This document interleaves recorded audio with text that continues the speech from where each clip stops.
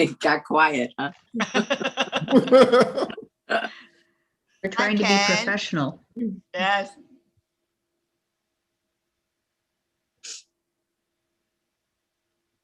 You All still right, have. we're live. All right.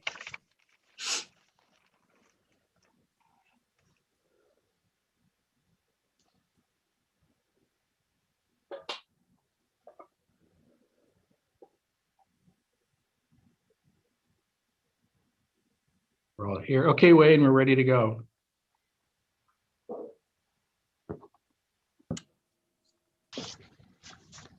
Oh, I'm sorry, Joey. I said Wayne. Wayne's doing the hockey game. Joey, we're ready to go.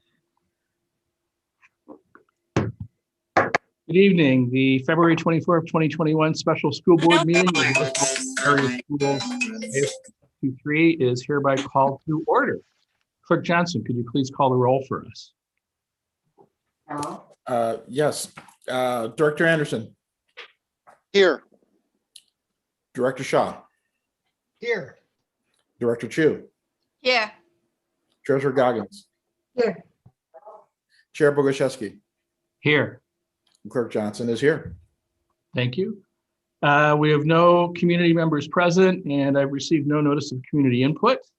So with that, we can move right into our reports and non-action items, which is the superintendent candidate interviews.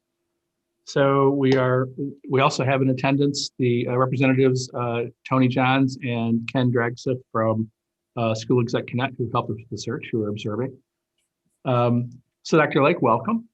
Thank you. As you know, you're the first interviewee tonight. And the way we'll do this is we have 15 questions that we'll ask you. We'll rotate through us as board members asking those questions. So it'll be the same set of questions asked to you and the other candidate, asked by the same people. We'll have about 75 minutes total, an hour and 15 minutes total. So on average, about 5 minutes per question to answer. If a question is asked by someone that appears to have been answered earlier, then at that point, one of us will ask you if there's anything more you want to go into in terms of depth or detail about that question, but we'll try to get through them all. So just kind of time your responses accordingly. Then we'll go from there. After the interviews are complete, I think we'll be ready to deliberate.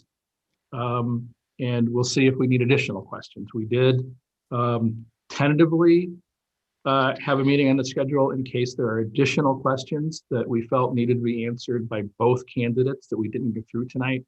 But we'll only do that if we need to do that, to go that route. So with that, any questions for you, I guess, initially about the process? Or No. pretty clear? Great. Thank you. The Then- president has given me some good practice throughout the day. There you go. Wonderful, wonderful. Yeah.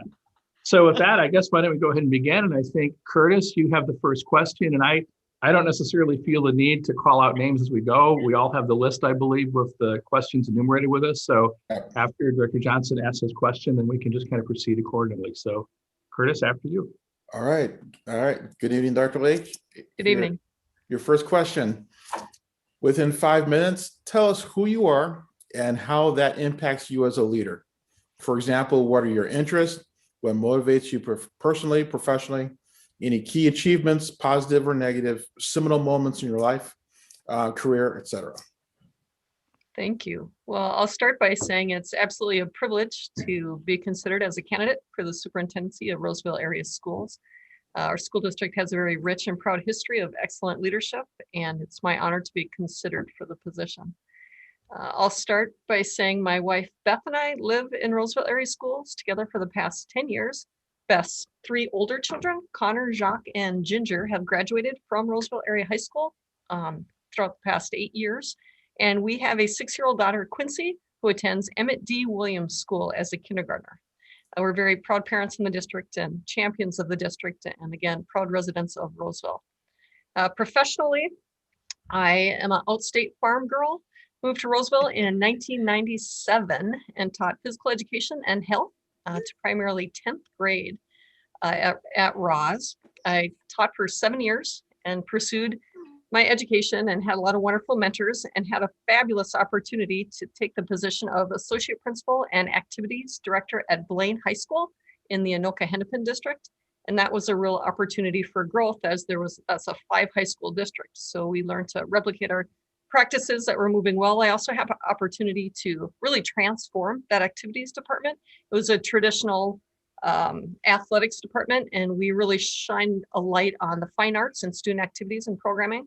Then I had an opportunity in 2004 to move back to Roseville, really attracted back to a first-rate suburban school, thriving school district with a more diverse population and strong equity vision that just had been beginning at that point. And again, that was an area of weakness in Anoka Hennepin. So that was an easy draw for me. I worked in the same position and really had the same opportunity to turn that program from athletics to activities in Roseville, which was a great fit. I worked in that role for 3 years, and then I was named principal at Roseville Area High School in 2009 and served in that role for 8 years. I think a lot of my experiences and highlights in that role will come to light most likely in the interview, so I'll save some of those stories. And then in 2017, I was named Director of Secondary Education in Roseville, overseeing the secondary schools along with numerous other initiatives. And the next year I had a wonderful opportunity due to some personnel shifts to oversee K-12. So I was named Assistant Superintendent and had, for the first chance in my career, an opportunity to work with elementary schools and supporting our elementary principals along with secondary principals. And that was, again, a wonderful growth opportunity. It really aligned with Quincy beginning elementary schools as well. So taking an intimate view, both as a parent and an educator and a leader in that regard. And that's where I am today. As far as you had a beautiful question to outline the personal background. I think what motivates me is high job satisfaction and impacting positively students and families, really working hard towards eliminating racial oppression and systemic racism has been my passion.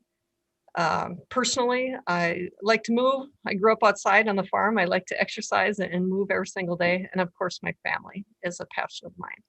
So thank you for the first question.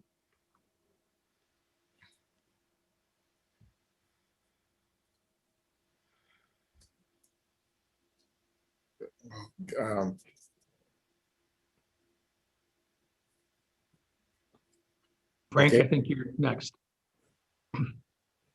Oh, you're on mute. All right, I thought I was number 3.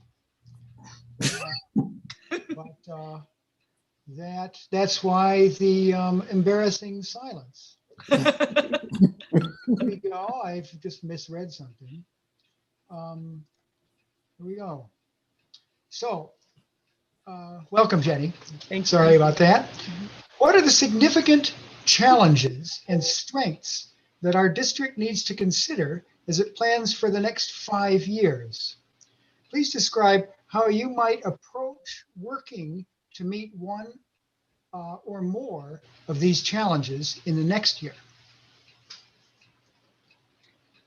Appreciate the question. In reflection, I would think the answer is the same in many regards. Our strengths are our challenges. I think there's 3 issues that we need to spend significant time upon, and that is all surrounding the pandemic and the experiences of families and healing the inequities that families are feeling at this time. I think about what trauma the pandemic has caused both economically and in regards to health in many families, the disparities that have been exaggerated and have grown during this time of distance learning, and the hardships for families in terms of connecting to learning and helping their students.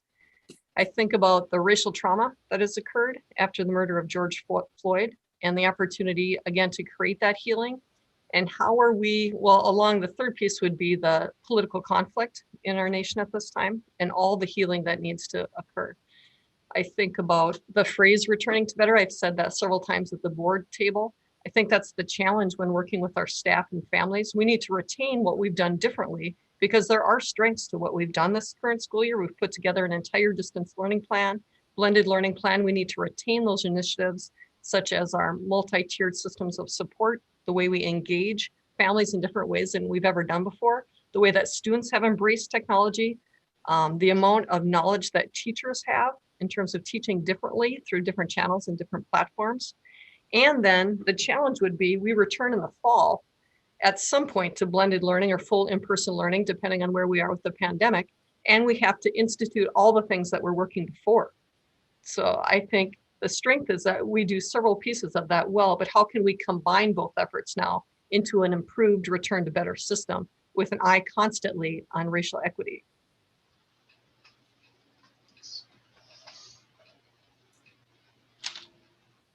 I get the next question, which is in a lot of ways kind of a follow-up to what you've just talked about. How will our education system be transformed by our experience in the pandemic? Recognizing the toll it has taken on families, students, staff, how will you help all to move forward? Please center your comments on student learning and overall well-being. That is a springboard question or a connected question. I think about the return to better again in 3 buckets, and the first bucket would be instruction. And so how we have adopted new grading practices, certainly at the secondary level. Again, our practices around connection and communication with families and how we can come back stronger in that regard. I think about the next bucket being operations. Think of how quickly we transformed our whole organization around transportation and food services and nutrition and instructional technology and getting technology in the hands of our families, thousands of devices and Wi-Fi hotspots. That was amazing. I don't see that ending. I think that needs to continue regardless of whether we're in person or not. And then the third bucket I see as innovation.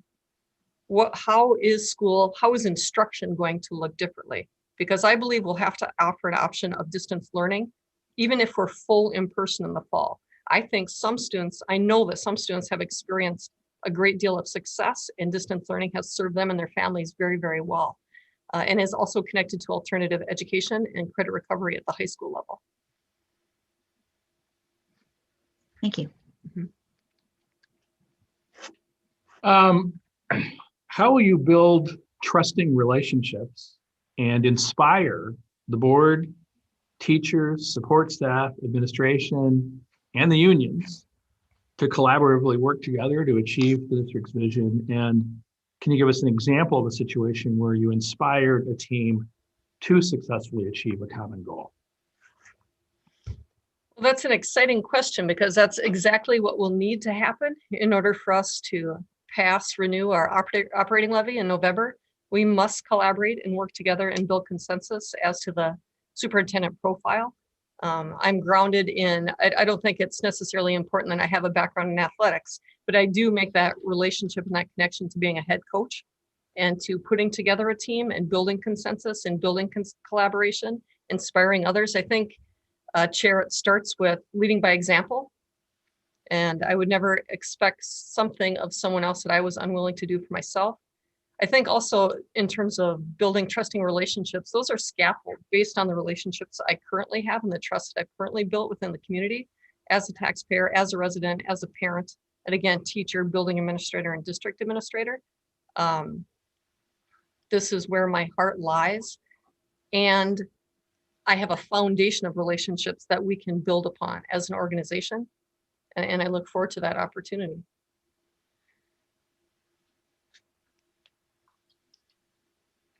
So how do you stay aware and connected with what is happening on the ground with our students, our families, and staff? Please give examples of what has worked well and what has not been effective. That's a great question. And I think about relationships. If I only had one word to answer that question, I would say relationships. The question started and I would say students. Stay connected to students, hear their stories, understand their families. I've counted up how many avid mentees I've had over the last 14 years, and there have been 21 students. And to stay connected with the majority of those students after high school and hearing their story and getting to know their families and understanding the trauma that they experience to be better informed. I think also staying connected to, going back to the previous question, how are teachers feeling?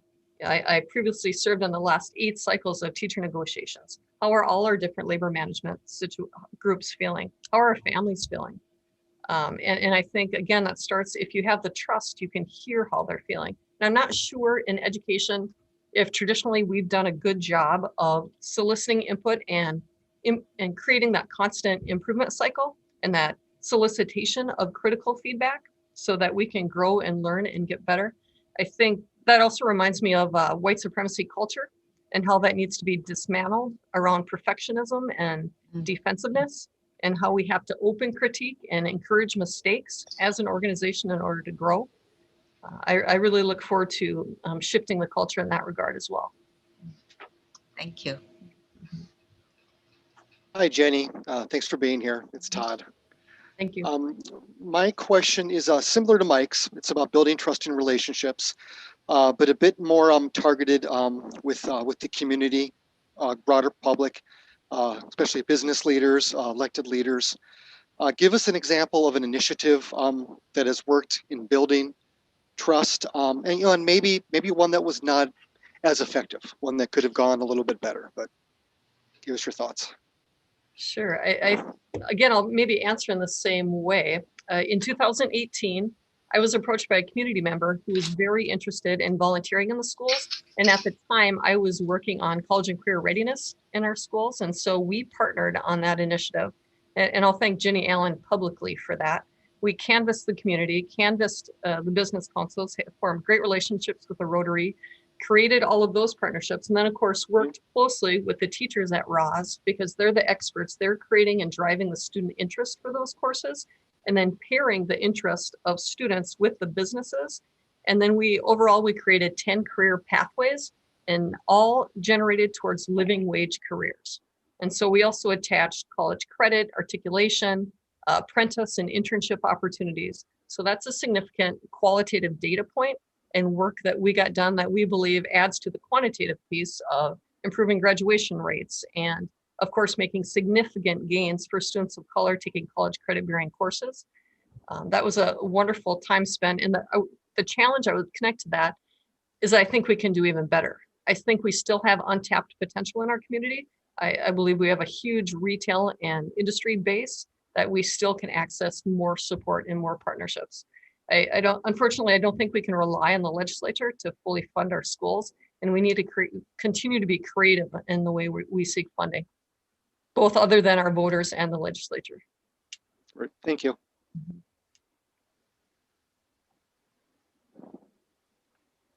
Okay, me again. Okay, describe a situation where you had to make a decision where there were strong opposing views, and tell us how you arrived at that decision, how you worked through the situation and outcome, and please share anything you learned from that experience. Yeah, thank you. If everybody could reflect back with me, the summer of 2016, that was the summer that Philando Castile was killed within our school district, and significant, again, racial trauma, repetitive racial trauma happening with our students. And we made a pledge that we were going to take a larger stand for racial equity and supporting our students. And our students, we had Black Lives Matter activists come in and work with our students at Roseville Area High School and supporting their efforts. And we partnered our staff with them. We also made the significant decision as an administrative team to support a student walkout that occurred in late October of that fall. If you remember, we also partnered with the community and Roseville Area Police. We closed the roads. We made a safe opportunity for students to walk out and walk to MDE and voice their concerns.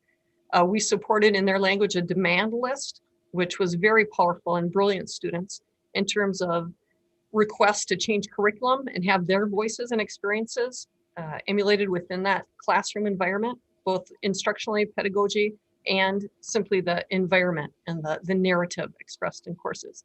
And students were, of course, spot on, as they always are. And that really began the path towards the educational equity instruction and curriculum compass.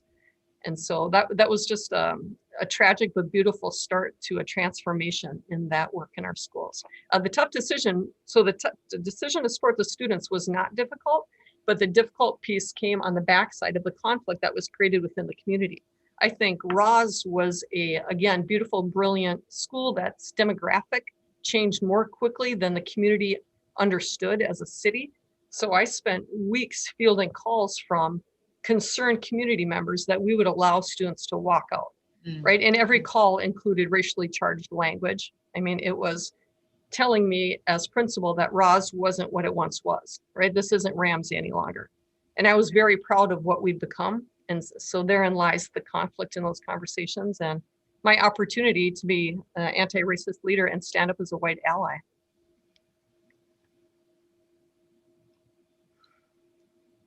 This follows on what you've just said, Jenny, this question. What is your approach to ensuring that the district recruits, hires, and retains high caliber personnel committed to the district's vision? How would you approach increasing the hiring of staff of color? I appreciate that. I think the district has done a good job of hiring support staff of color and recruiting and retaining and promoting administrators of color. We have a huge gap that exists within our teachers of color within the classroom. Currently, I learned from our human resources department earlier today, there are 700 teachers of color licensed in the state of Minnesota, primarily working in St. Paul and Minneapolis schools. So we really need to unpack why not Roseville, because certainly we would hire if possible, knowing the candidate pool is fairly low.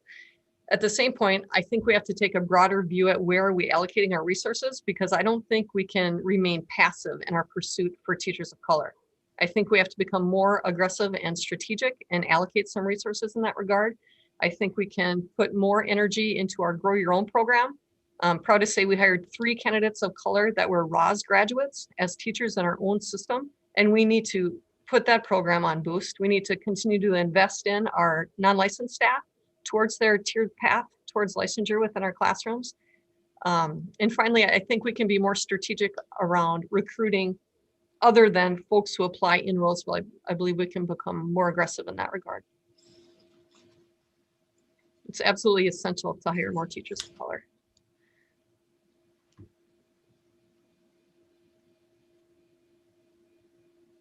Okay, I get to have the next question. How do you meet the educational needs of all students, making sure that students who struggle and those who are most successful continue to grow academically? Give an example of how you've demonstrating being able to meet a wide breadth of student needs. Yeah, thank you. The word inclusion comes to my head, to my mind, as I take notes. I think when we think of meeting the needs of students of color or meeting the needs of students in our special education program, we think only of them. And I think if the community, if we as a system thought about all of our students in that same regard, so if I'll use my own child as an example, if Quincy's in kindergarten and she is able to spend time working with students with disabilities, that is to her advantage as a human as she moves through the system. It doesn't only benefit a child with a disability, it will certainly benefit Quincy. I think the same regard for our equity work. When our students of color are thriving and their voice is heard and can be seen in the classroom and in the curriculum, that is of Quincy's benefit. She needs to see leaders of color, teachers of color, her peers speaking up. I'm thrilled. It reminds me of Senator Wellstone. When we all do well when we all do well and working together as a system. It also reminds me of critical race theory. I reflect upon the interest convergence. If you follow me, for historically, civil rights gains are made when white folks are benefiting, right? We need to make sure that everyone understands that our allocation of resources dedicated to our equity journey is a benefit to our whole community, right? We will celebrate when we close all racial gaps in Roseville.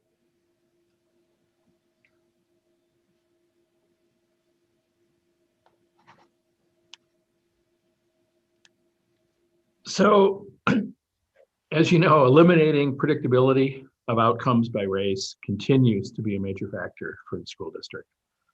Can you please identify what you think our district is doing today that you believe we should continue doing, what we should be doing more or less of, and what we should start doing? Mm-hmm. I have to always write down the 3-part question. So if I don't get to part 2 or 3, if you could remind me. Okay, I'll jump in if you, okay, great. Yeah, and I think this question really connects to the previous question around inclusion and instructional practices, because I think of our AVID program, and I think about in 2008, we offer 2 sections at the secondary level. which is approximately 60 students. And in 2016, my last year as principal, we offered 14 sections.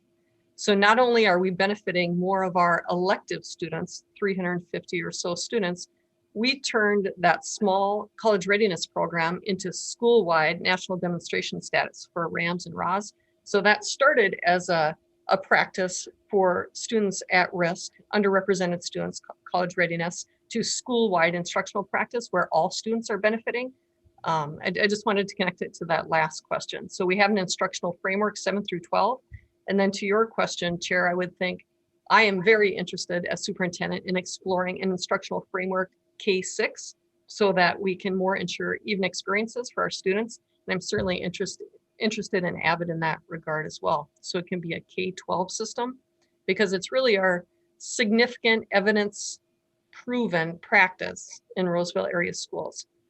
Proven results time in and time out. And it also impacts graduation rates and rigorous courses and eliminating disproportionality in students of color taking rigorous courses.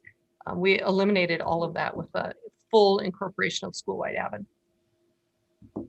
So then the second part of that was, is there anything that we should do less of that we're doing now that you think is not really yielding results? That is the question. I think that would come when looking.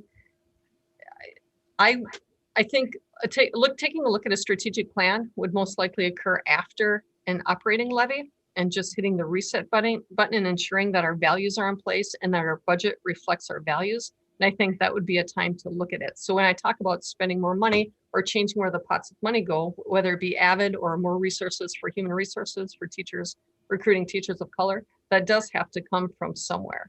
But I don't know at this time I'm prepared to say who doesn't deserve that, right? Because those are really difficult decisions that would take a lot of collaboration from a lot of folks.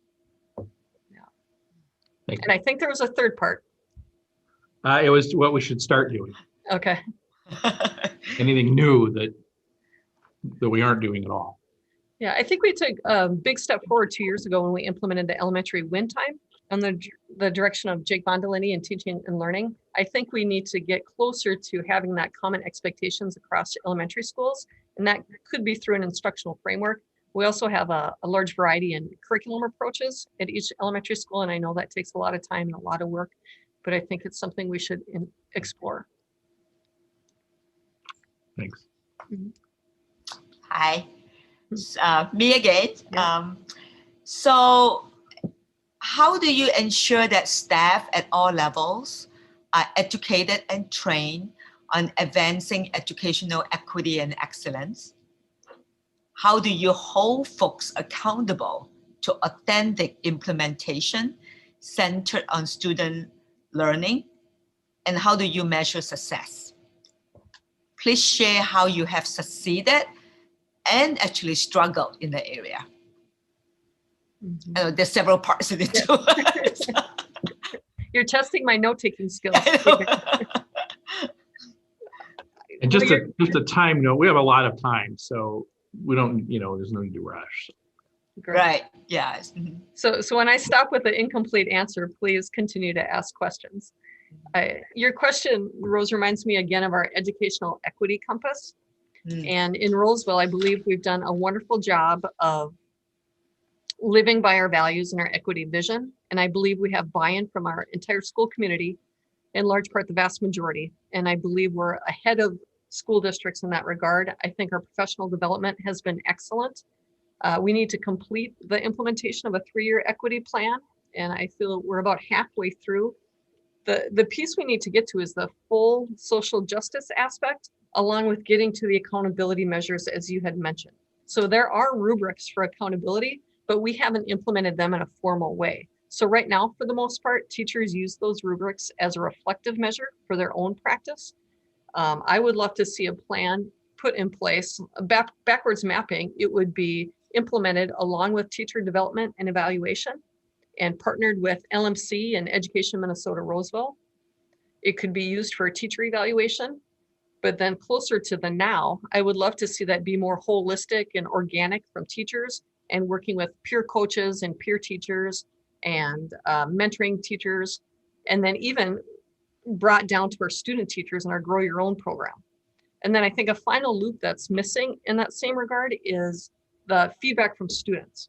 I think some teachers do a wonderful job of regularly seeking feedback and then using that information to impact their performance or instruction. And I think there's other teachers who don't do that as regularly. And that could be even universal to, the goal would be to eliminate the lottery, right? The education lottery, depending on what teacher you get or what class you get, we'd like to eliminate that. When I talk with students and I talk with my avid mentees, what's going well? What about the teacher? And so to unpack the why, and if we can unpack the why and what's going well and have that practice emulated throughout our system, think of how well we'd be doing. And I think you asked another, how would you gauge if it was working? Yeah, of course, student achievement. And student achievement would be unpacked in different ways too, because I don't think we can look at achievement just through standardized assessments. I think we also have to look at that qualitative piece, the student voice, the student leadership, student opportunities, even down to the personal learning community level. So we can look at formative data and not just that standardized summative piece. I get excited talking about this, so if I please interrupt me. Yeah. I think, I just want to make sure we answer all the question there. Please. So share, so the final thing is about share how you have succeeded and struggled in the area. Succeeded, I think you can go back 10 years at Roz. We began our equity journey through our PLCs at that time, and we put in place a structure with lead teachers, and they would provide the coaching. We required all teachers to set forth equity goals and have racial focus groups. That was the first time that the district had done that. And I think that was a significant success. We began to change the culture in PLCs where we weren't having department meetings, but we were talking about data and instructional practices that were making a positive impact for our students of color. And I think that can be seen all the way through to now. My work is around monitoring of progress. And so looking at all schools and working closely with principals and every student, right, inclusive of EL and special education and students of color. We currently are working through Dr. Khalifa's culturally responsive school leadership and using the relationship to our data analysis protocol so that every question we ask about data and instructional practice, we view through the lens of race. So I think those are two examples of concrete progress.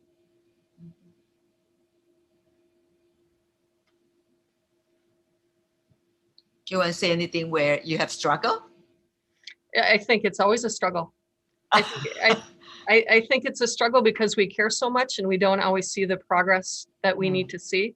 I think the struggle is back to that white supremacy culture of perfectionism and teachers really needing to be vulnerable in where they need help.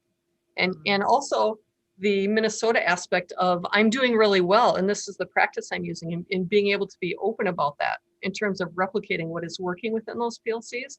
But I think that's a daily struggle for folks. Thank you. Mm-hmm. Especially at the secondary level when they're teaching in singleton courses and the PLC looks much different than, for example, an elementary school 4th grade PLC. Two different experiences. Okay, Jenny, we're going to switch gears just a bit to finances.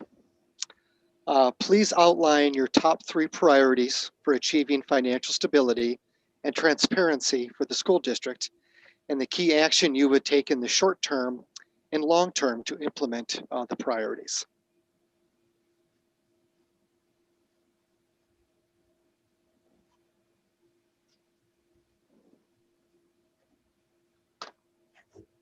Thank you. We talk about finance and I think about the levy coming up, and I know the board hasn't taken action on that. But I think every single step after the new superintendent or even the new superintendent is named, I think a priority needs to be closely partnering with Superintendent Sicoli throughout the spring and creating a plan leading up to next November, and then really significantly working that plan. You use the word being transparent, and that's the approach I would take, and that's the approach Superintendent Sicoli has taken as well. Transparent leadership, open and honest with our community and stakeholders. That is the priority. And that is the healing that needs to be done with our community, because they need to trust us that we will be back to better, and we need to prove that to our community in order to get them right with to vote. Our priorities need to stay focused on equity. I'm very familiar with the board's goal of a 3% fund balance along the way, and the school district's finances. We had, I forget the analogy about the tide that we had used, right? Where the tide goes up, and now the tide is going to draw back here this summer and back into a normal position. There will be no additional funding. We need to make that clear to our community members with the one-time funding from the state and federal government. Those funds were spent and are being spent on the additional needs of our families, right? Around technology and operations and nutrition services and custodial costs and extra substitute teachers, the list goes on. And some of those costs, I don't imagine going away. And we have no guarantee of additional funding after July 1st. I also spend time thinking about how this summer is going to look and talking about recovery services and special education and credit recovery and enrichment services for our students and families this summer. We fear as district leaders a shortage in teachers potentially because of the exhaustion and trauma that everyone has experienced. So how can we create programming and fund programming as a priority that is, I think, reasonable in scope for teachers and powerful and impactful yet for students and families. So those are some of the priorities I reflect upon, but it will be working the plan all the way up through November. Thank you. Mm-hmm. Okay, you've already started addressing this question, but we'll throw it out anyway. Our current operating levy, which is $8 million, or roughly 8% of our general fund budget, is scheduled to expire if voters do not renew it this fall. What are your strategies to make sure enough voters support passage of the operating levy referendum? Well, my strategy would be we have absolutely no option but to pass that levy. There's absolutely no option. The cuts would be, we've used the word draconian, devastating. I think the strategy would be, again, to be very honest and transparent with our community. What would happen with $8 million in cuts to the school district? Student programming would be slashed, staffing would be slashed, really deep and hurtful cuts to the progress we've made, especially in regards to wrapping our arms around extra support services. I think at the same extent, we have to make those guarantees come to life for the return to better. And we can show what can be done with additional funding if the board chooses to pursue a second question for an increase on those dollars. And to me, I would prioritize, again, the supports and the healing, the social and emotional learning that we need to provide for students and staff. I believe we need additional support staff. And I consider those folks psychologists, school social workers, school counselors, student support. Absolutely, because our students need it. We've learned that if we have those high quality relationships through a system of intervention, students achieve, right? Those are not separated. You absolutely need the relationship before achievement can happen. And that K-12 on the path to graduation. Not to mention, you're a big fan too, as am I, in all the enrichment experiences that students engage in outside of the classroom. And some of it's within the classroom, such as music, but much of it is outside of the classroom. Fine arts and athletics and academic programs.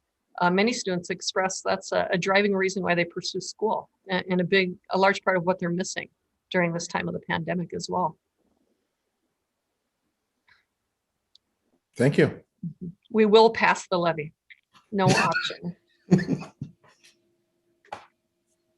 Jenny, we now arrive at the closing questions.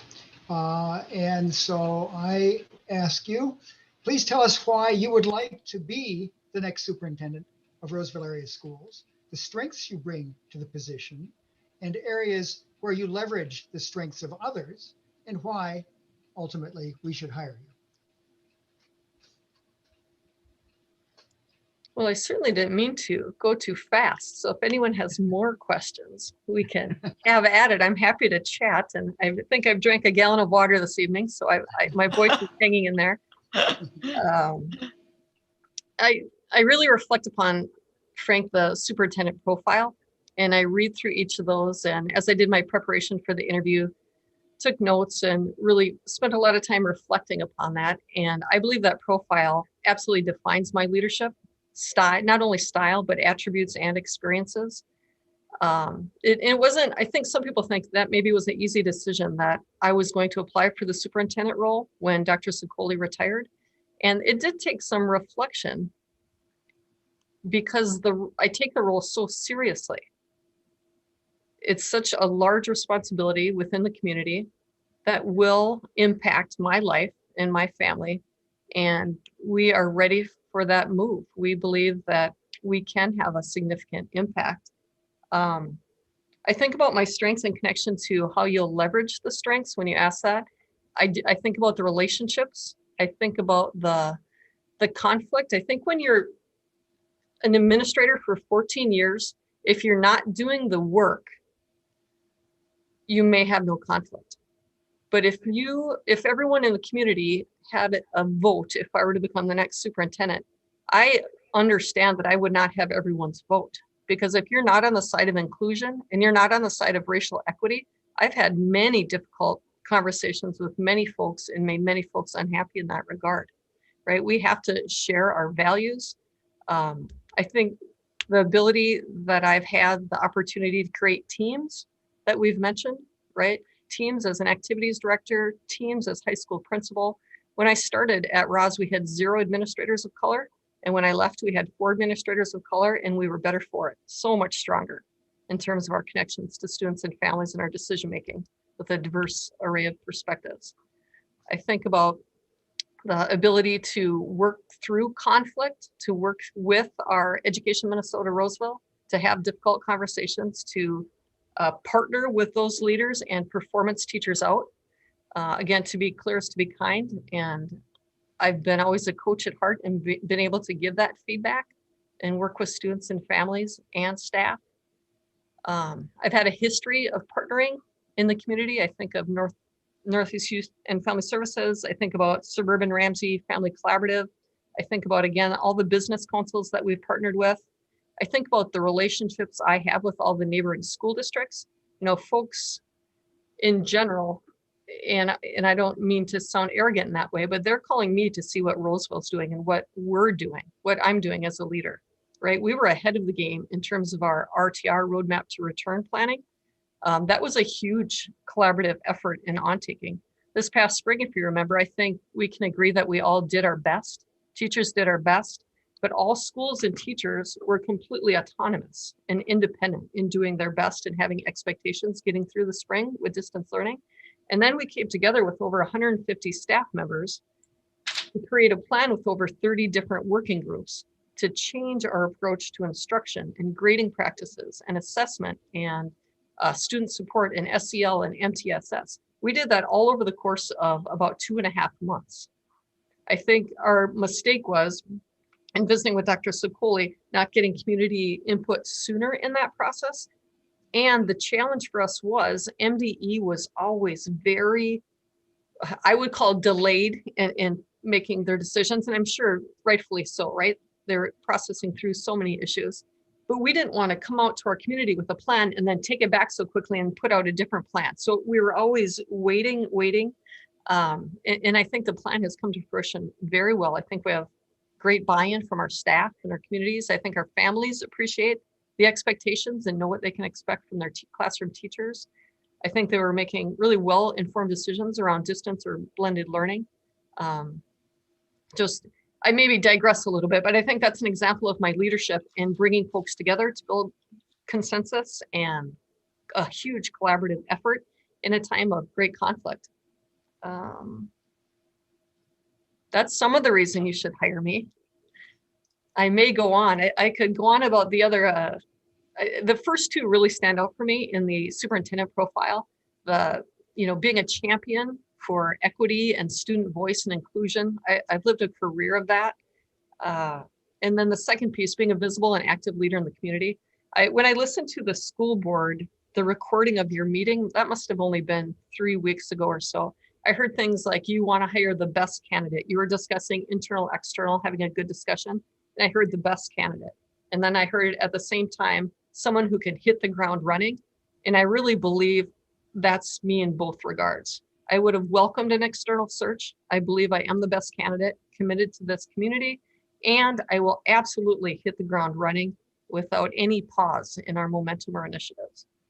And again, build upon the work that's been done in the past. Thank you. Thank you.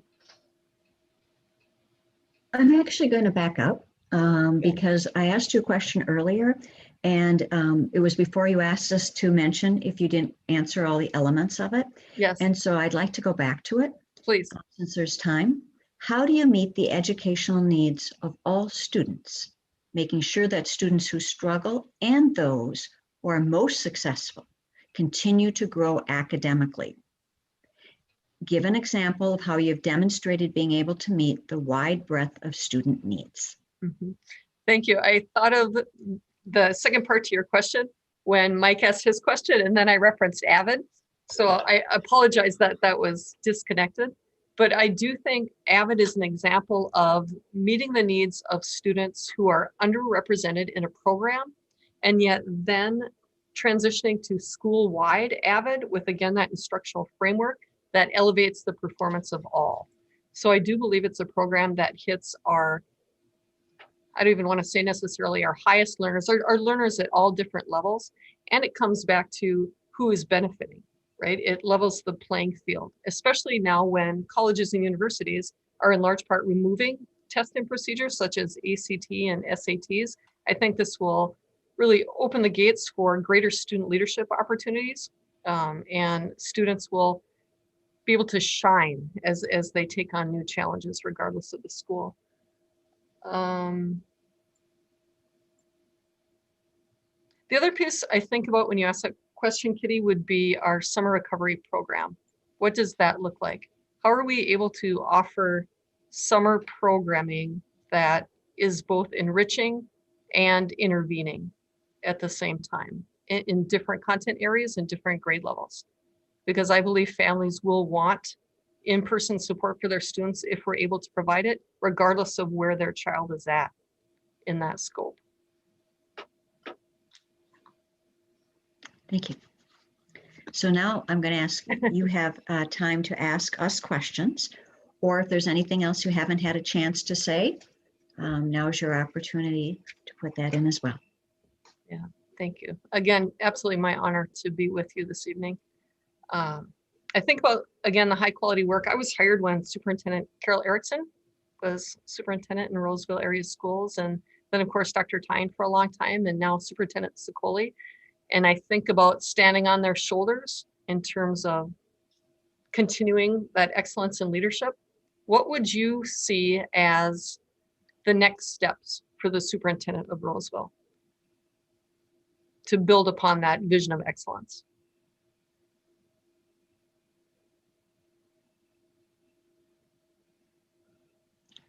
Anybody want to take a crack at that first? I can add a few more parts to that question if you're more comfortable with the three-part question. Sure. Go ahead.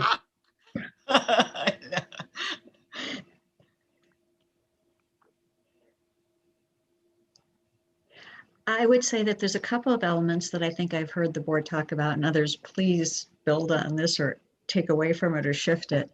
But I think we really want to see the impact on all the equity work we've done really reflected in the outcomes for our students. We've done a lot of work, and we're seeing reflection in certain areas, like we see improvements in graduation rate, like when you're at the high school. We've seen, seen in college credit classes, we've seen elements, but how do we see it really reflected more broadly so that one cannot predict a student's outcome based on their race? I think we also are looking for how do we meet the needs of all students, those that are really doing well, those that need more. I mean, how do we get that differentiation so that all students are challenged and achieve their full potential?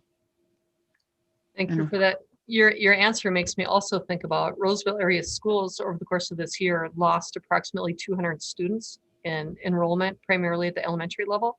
So we really need to be focused. That equates to about $2.5 million. How are we going to get our students back, regain the trust of our families so that our students come back? Because of course we believe that Roseville is the best place for them to learn and grow. And I think we need to keep an eye on that.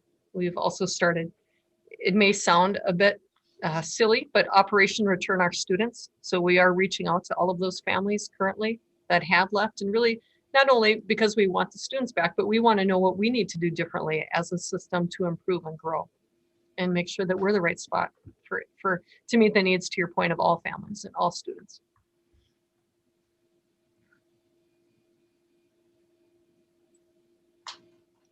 Does anyone want to build on my answer? Okay, I'll toss something out there. Okay. Please. Oh, you got muted. I think you're muted, Curtis. Here we go. We'll try this again. I like where you're going with that, Kitty. The thing I would add, what we're looking for, to build on the excellence of previous superintendents, is someone who can help connect, not just connect the community at large, as well with the community that's the internal Roseville area schools. And Josh Collins is famous for we've had a number of conversations about telling our story, and that there are so many things that are so many really good things that are going on, and there are like 20 people that know about it, and they're all inside Roseville area schools. And our new superintendent needs to be someone that can tell our story when it's good, and Right. when it's not excellent. Right. So. Right. I appreciate that too. And the best storytellers and champions of our district. Of course, that would be my responsibility if I were named superintendent. But I think our students, how do we increase the voice of our students to tell our story? Because their experiences matter most. I'd be very interested in increasing student voice in all decision making, at least input, greater levels of input along the way. I also have a history of that every step of the way. And I think about, I really connect to what you're saying, Curtis, because I believe I am that person to tell that story. I've been with the district. I've been there to celebrate and celebrate in good times, and I've been there in challenging times. I think about even when some of the most difficult times have been intimate situations where we've experienced student deaths in the community. There couldn't be anything more terrible, and how we grieve together as a community and how we work with staff and families in that same regard. So I think you are saying you're also just interested in someone who can really connect on every single level with our community. And I believe I can do that. Well, I'll chime in since we are doing this. Please. I think, like you say, you are standing on the shoulder of superintendents before you. Mhm. And I also would like to think that as we move forward, we don't want to rest on our laurels either, right? Like, what does it mean to be innovative? What does it mean to be forward thinking about the district as a superintendent? Because it's easy to say, oh yeah, we are doing all these things really well, and we'll just do the same, versus really taking us to the next level.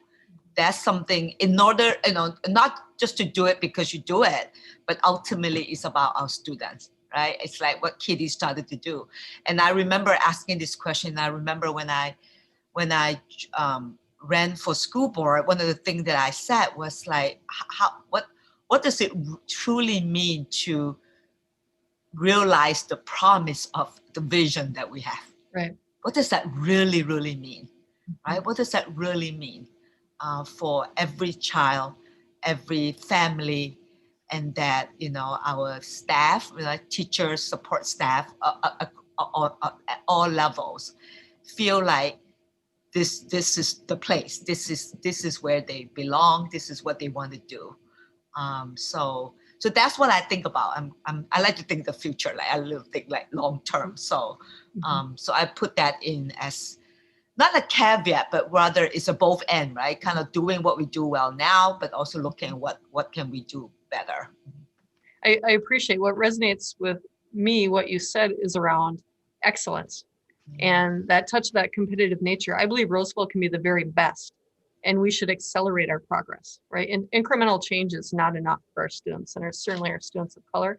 I also think in terms of increasing accountability, I'm very interested in that. And that comes with very high expectations and a high level of support. And again, that clear and kind and frequent communication and feedback loop. I think again, the sky's the limit for us here in Roseville.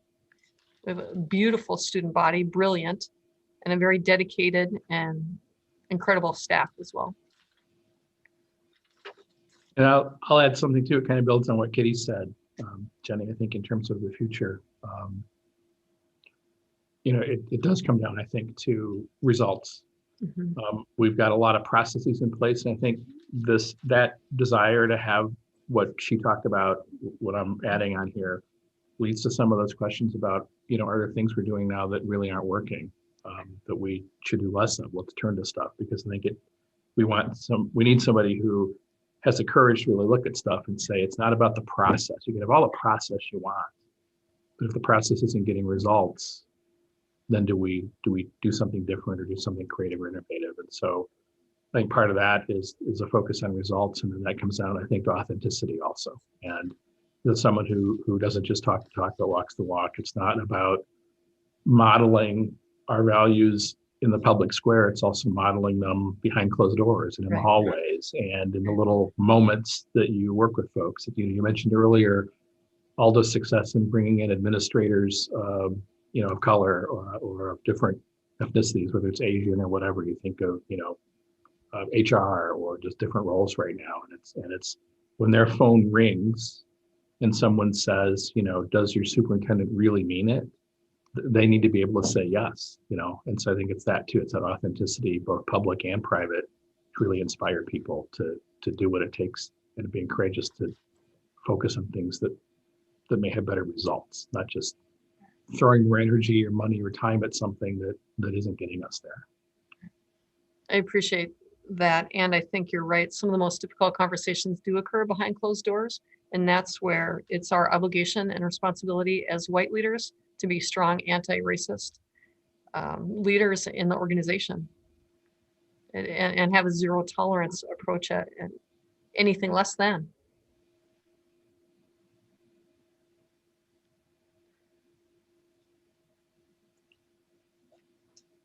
Other questions for us, I guess, beyond what are we looking for? No, I think that's what I'm interested in. I know that you have a difficult decision to make, and I would look forward to getting to know you and getting to know our community. The role of the superintendent is different than high school principal and assistant superintendent. And I look forward to learning from you and working with you and working for you.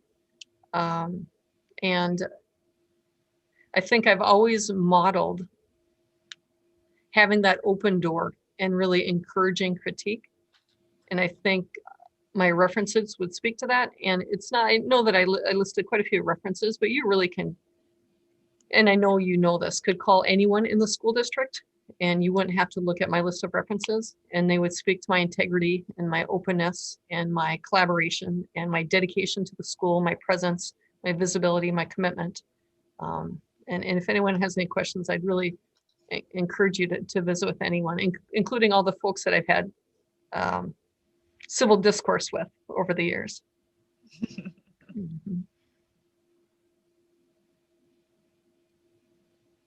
And maybe the last thing I end with too is I'm a student's first leader. You know, we're always making decisions in terms of what's best for students and families. And I love spending time with students and hearing their perspective and hearing their story. And that will be my job, as you said earlier, to amplify their voice and I know that they will help lead us to change, and that's not on their shoulders, and that is not their responsibility, certainly our students. And I know that they can help us along the way.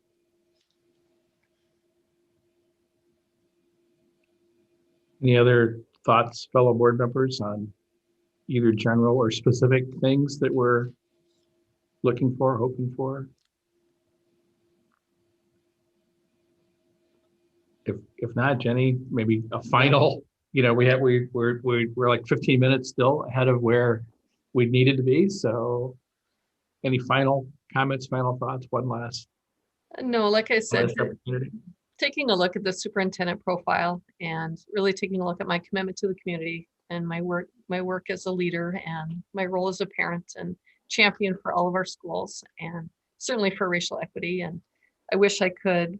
I've been overwhelmed with support. I think the urgency and the timing of the hire, folks didn't learn until last night after the board meeting of the names of the candidates. So then I've just really been, it's overjoyed with the amount of support I've gotten in the last 20 hours or so from folks hearing that news that I'm applying. So especially from former students, I think word travels really quickly, and certainly former students of color who have reached out and believe that I'm the right person for the position.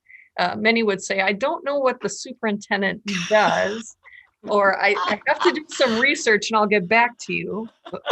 So very sweet and endearing communications. Yeah. But thank you for your time. Thank you for your servant leadership on behalf of the school district and all of our families as well. So it's an honor to be here. Sure. Well, thank you and appreciate your time and interest in the position, obviously. As I said earlier, we'll be deliberating after we completed the interviews tonight. And I think our intent had been to, see if we can come to a conclusion and we'll go from there. And if we do believe that we need to call both candidates back for additional questions, and that's what the time we have set for that on Friday. So with that, I guess we'll let you go and we'll take a break till 8. We'll stay on and everything, fellow board members, but you can feel free to wander and just be back a little before 8 for the second interview. Thanks, Dr. So, Lake. Thank you, Thank you so everyone. much. you, Dr. Thank Very you. nice. Thank you. Bye-bye. Thank you. So, Okay. Great question, Rose. So we have until 8, or Yes, or yes. Right. Dr. Faber starts at 8 o'clock. So we had planned for up to an hour and 15 minutes, and we're just at about an hour. And so, and then we had a 15-minute break planned in. And so we have a half hour. And I think we would just stick to that 8 o'clock start time, since that's what was published and out there. And if folks are interested in that second interview, we wouldn't want to disrupt the Right. published start time. So Yeah. I'm just going to go ahead and, take down my picture and mute the mic, and we'll see you in about 20, 25 minutes. Fair enough? Sounds good. Yep. Good. Right.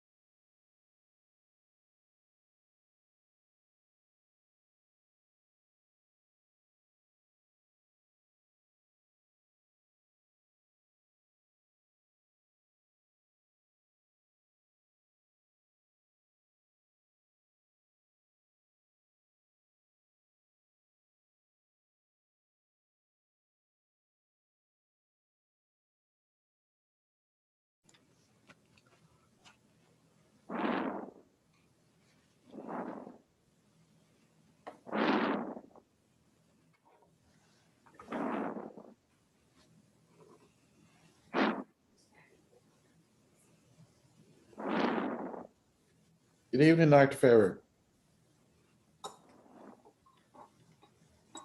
Hey, good evening, everyone. Good evening. Good evening, Dr. Faber. Good evening, sir.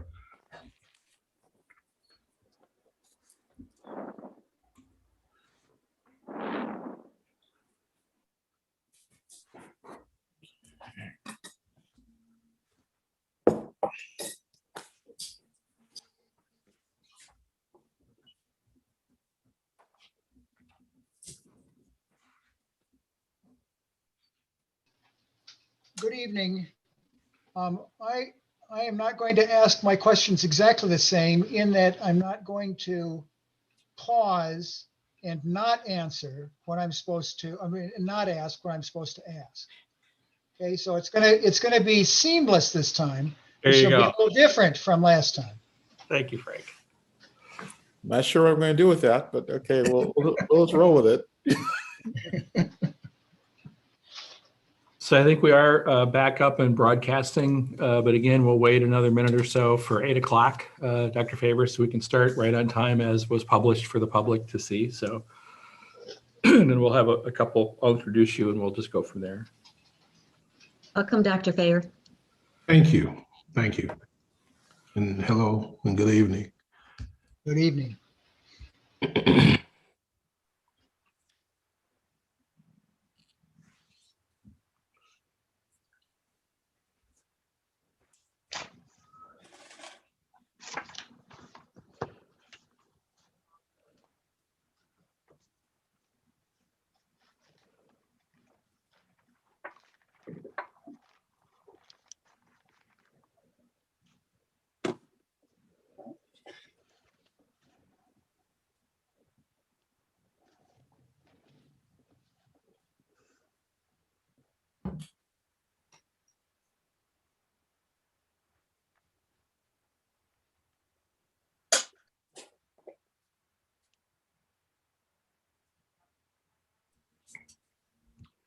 So it is 8 o'clock, so we'll proceed with our second this evening.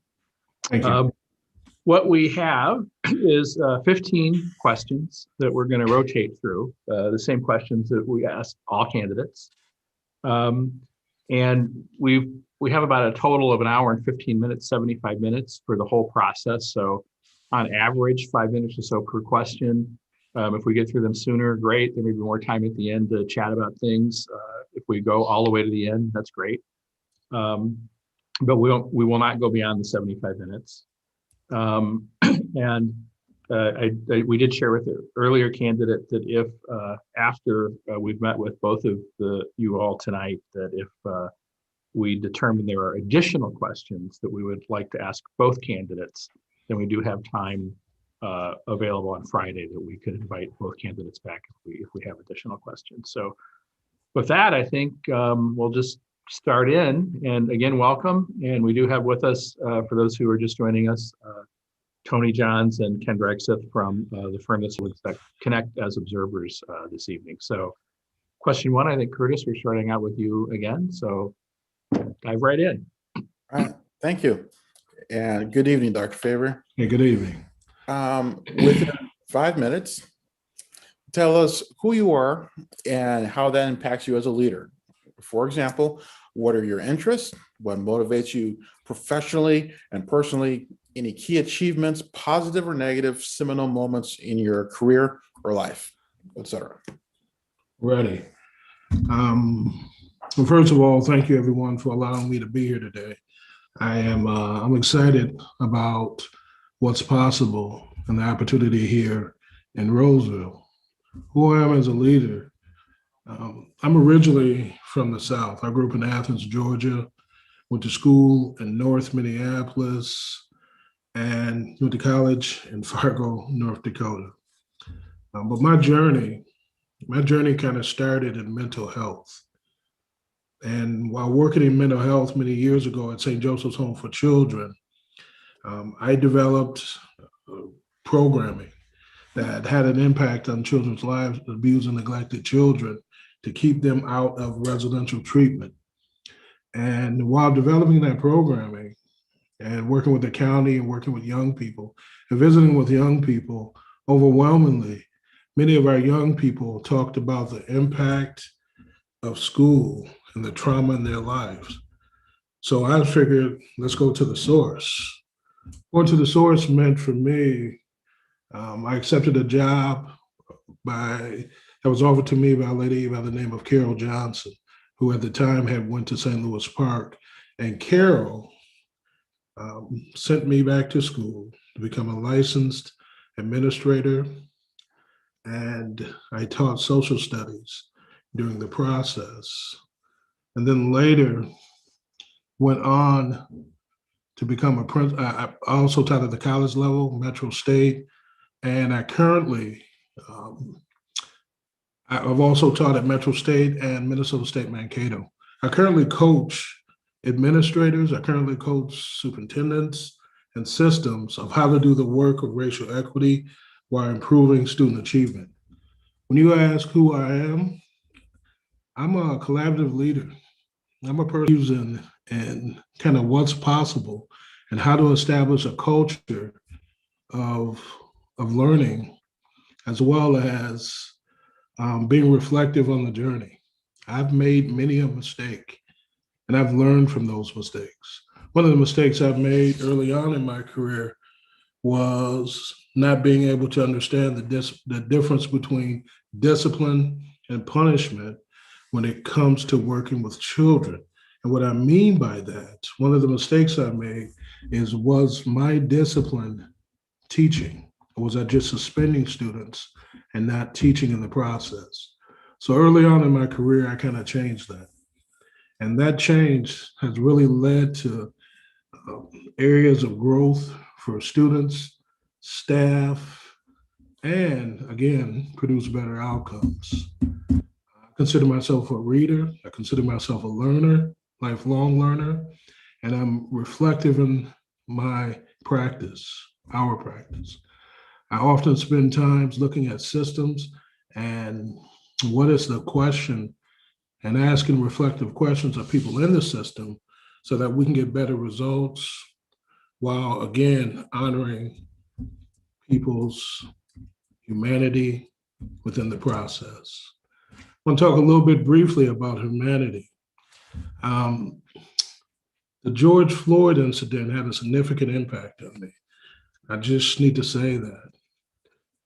Every police officer I know, every police officer I know has either gone through public schools, private schools, or charter schools. And it made me think about, was I in some way complicit in George Floyd's death?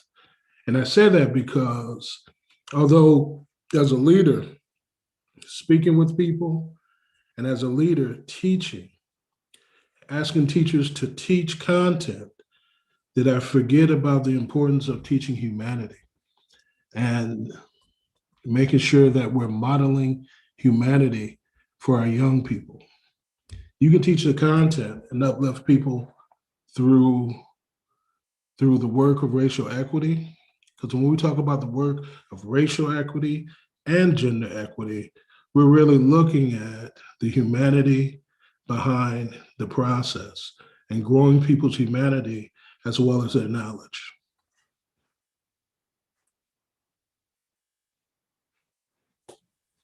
Thank you. All right, mine is the next question. What are the significant challenges and strengths that our district needs to consider as it plans for the next 5 years? Please describe how you might approach working to meet one or more of these challenges in the next year. So it's a two-part question. 5 years is the longer range, but then how would you start getting to work on this in the near future? Okay. When I think about the challenges, one of the things that this process has made me aware of is needing to spend more time listening to our staff. Our staff have a perspective, our staff and the impact of long-term, the repeated years of budget cuts have really had an impact on our staff and there's a lot of hurt feelings behind that. Part of this process, part of this challenge, part of the 90-day plan I will put in place for me and working with this district is spending time listening to our staff, because we need to we need to work towards the financial challenges we have in this district. We have been good stewards of funds. We have been, but we still have some significant challenges and remaining competitive with our neighboring distance because of some of our funding concerns. We have outstanding buildings now. Now we need to fund the content and the curriculum and set our students up for ready for the world and ready to compete within this process. So part of that has to be how we bring our staff along, because I think it's disingenuous and I think it's bad practice just to throw money at problems. We need to address the root of the problem, and in addressing the root of the problem with working with our staff so that we can show not just our students hope and we're working towards the future, but what's possible, what it's going to look like as we're funded appropriately so that we can maintain and be competitive. So those are some of the challenges that I see. Also, academically, we are focused on the work of racial equity. I think that's wonderful, and I think it's important. And I don't want to minimize any of the work that has happened and any of the work that's being done. I also believe we have to be intentional about the academic achievement of our students alongside the work of racial equity. They go hand in hand. That's establishing the culture that instructionally we are solid, instructionally we have expectations of our students and our staff, and we expect better outcomes than what we're getting now. That's, again, part of the challenge. What's going well is I've never met a group of people who are as committed, not just within Roseville area schools, but outside Roseville area schools in the community, committed to young people, committed to making the experience better for young people, and the committed work that people are doing. People are going above and beyond to make sure that our students have the best possible experiences that they can have and that we can have, that our community has the best possible experiences. Some of the collaborations with places like Do Good Roseville and other entities in this district, the Roseville Foundation, who are committed to uplifting people in this community, as well as I want to acknowledge the hard work of our support staff who are making sure that food deliveries are being done. Doing some of the things in this community is a great foundation to build on. That foundation, I believe, we can continue the great work of Dr. Sicoli, the work that he's done and should be acknowledged for, and has laid a blueprint, truly laid a blueprint for the next generation and the next superintendent.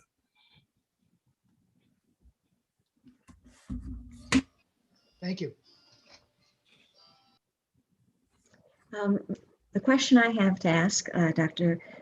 Favor is, how will our education system be transformed by our experience in the pandemic, recognizing the toll it has taken on students, families, and staff? How would we help all to move forward? Please center your comments on student learning and their overall well-being.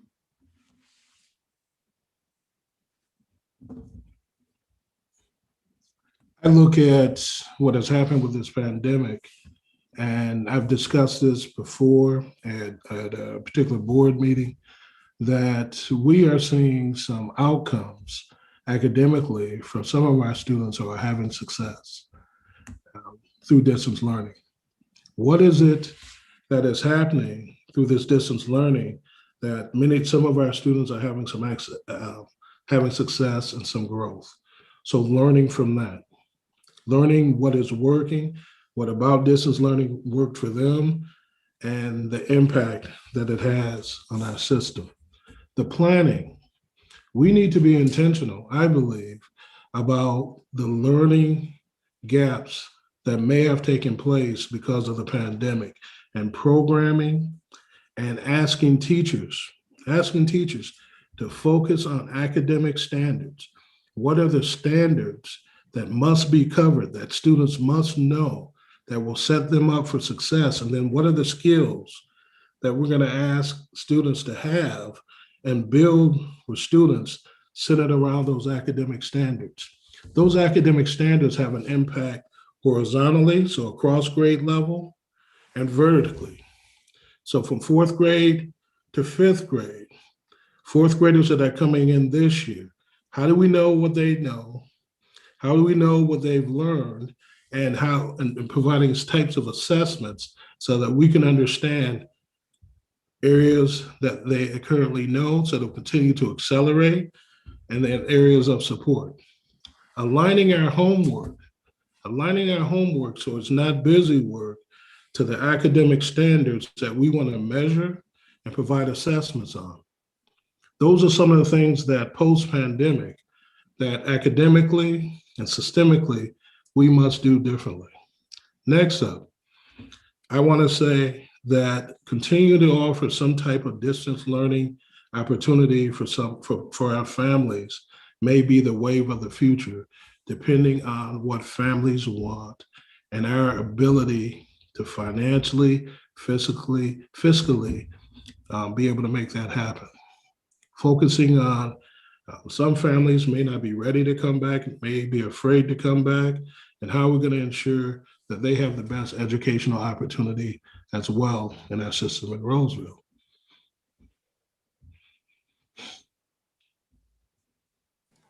Thank you. Next one's from me, Mike. So how will you build trusting relationships and inspire the board, teachers, support staff, administration, and the unions to all collaboratively work together to achieve the district's vision? And can you give us an example of a situation where you inspired a team to successfully achieve a common goal? I believe that part of my role, and something I think I'm very good at, is being that bridge between as a principal, between students and teachers, being that bridge as an interim superintendent in Monticello, between being fiscally responsible and working collaboratively with the union, while with the teacher union and peers and other unions as well. While I was the interim superintendent in Monticello, we faced budget challenges and deficits. What I did coming in as part of my 90-day plan is I met with every board member and clearly articulated not only what the challenges were, and the fund balances and the needs, but also asked what are their priorities, so that collectively together we can make sure we're unified in our priorities as we move forward. While in Monticello, doing a forensic audit, working with the budget, I found that for years, Monticello hadn't applied for achievement and integration funds. And because of that, I sat down and wrote a grant because they were eligible. And that led to $200,000 being added to their budget, as well as good practice and service for young people. Achievement and integration, writing that plan, putting that plan in place, not only supported some of the staff and the staff needs, but mostly some of the community and the community needs. I consider that one of the more transformational things I've done as a leader, while continuing to be reflective and maintaining and working collaboratively with teacher unions and para and other unions, so that we're meeting the needs of our students. And again, unions and superintendents and boards, I think we all want the same thing. And how to sometimes get ourselves out of the way so that we can all work towards the same thing. And I believe that same thing is success for our students and our community. Thank you.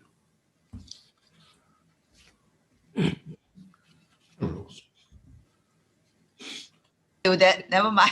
Hi. Hi. Hi. How are you, Mike? Good, Director Chu. Hi. So my question is, so how do you stay aware and connected with what is happening on the ground with our students, families, and staff? Please give examples of what has worked well and what has not been effective. One of the things that's worked really well, again, I'm gonna go back to being a superintendent, an interim superintendent in Monticello. Every morning, I would start my day outside the high school. I asked the principal if it was okay. Because I tell you, I was missing kids. It was beautiful watching the sunrise and kids come in and you get to know students and young people. They get to know you and you ask them, can I go to class with you? Can I see what you're doing in the classroom? So seeing what we are funding, seeing, for example, the results of AVID, how AVID is having an impact, and going and seeing what it looks like in person and spending time asking our customer, our students, exactly how it's working for them and what could be better. As a leader, one of the things I did at Roseville Cooper, one of the things I did at Minneapolis North is I instituted something called an instructional focus, where at the beginning of every class, that teachers were asked to teach either something within their content, for example, math, reading, or writing, and then evaluate it in the process. And aligned to, not the MCAs, we aligned it to the ACTs. We aligned the instructional focus to the ACTs because every student was going to be taking the ACTs. And because of that, it helped our students see the content. It helped our teachers reflect because they used it as a formative assessment along with other things on what students needed to learn and know differently. And it also allowed us to provide some feedback to students on areas of growth for them. I believe in the power of feedback, not just for students, but for myself and for our system.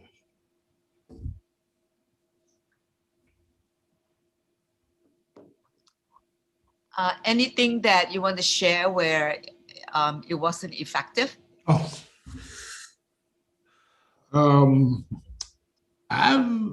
although I put some things in place that work really well, some things haven't worked as I have wished.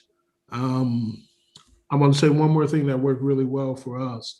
And I hope that if I'm the opportunity to be the superintendent here, we talked about what worked really well is service learning and service opportunities for students.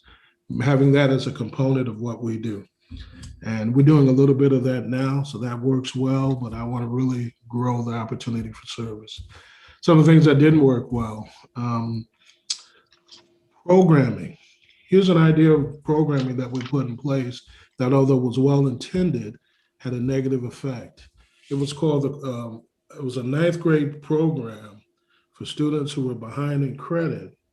And what we did was we started capturing students who were behind in credits and focusing on their needs and listening to students. Again, it was well-intended. And we kind of put everybody together. And that didn't work well because as students matriculated through the system to 10th grade, 11th grade, 12th grade, they never caught up. So dismantling that was something, even though it was well-intended to be very specific to the needs of students, students, I believe, never caught up, and in my opinion, didn't get the best instruction that we could have given them. That's one of the areas that I pay attention to because, again, if you put students, for us, we put students like that together and it didn't work well because, again, they never caught up. Thank you. Yep. Hi, Dr. Favor. I've got a similar question, somewhat building on Mike's about building trusting relationships. Mine is a bit more targeted towards businesses. experience of building relationship with businesses, elected leaders, and the broader public. Give us an example of an initiative that has worked in building this trust and partnership, and maybe one that was not as effective.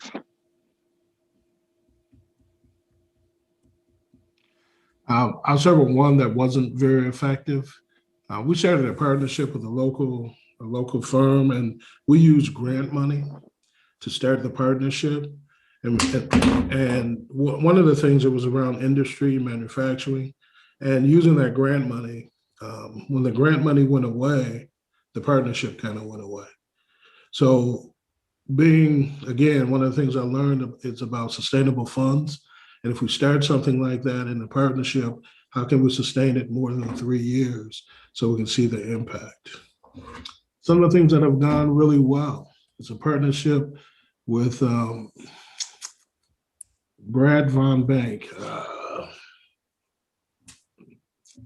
Can't recall the name of his company right now, but Brad Von Bank, what he did and what he does in collaboration, we took students from North High School, and what Brad did is he trained students how to develop websites for people in the community.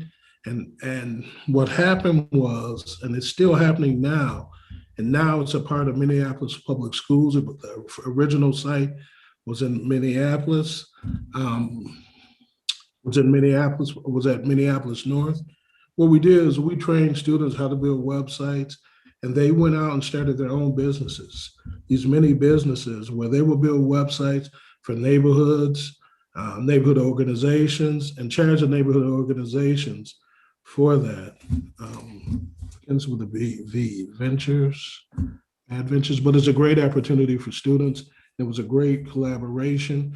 And because of that, he started bringing in programming through our business, through a business class where students were beginning to operate and do their own businesses. And we started using our credit recovery. So that credit recovery, we aligned the curriculum with English, we aligned it with math, so that credit recovery would happen while students were participating in this program, and the ability to not just earn money, but set themselves up for internships with Target, Deluxe Checks, and a bunch of other corporations. So that was a place, an opportunity where things were very successful. Thank you.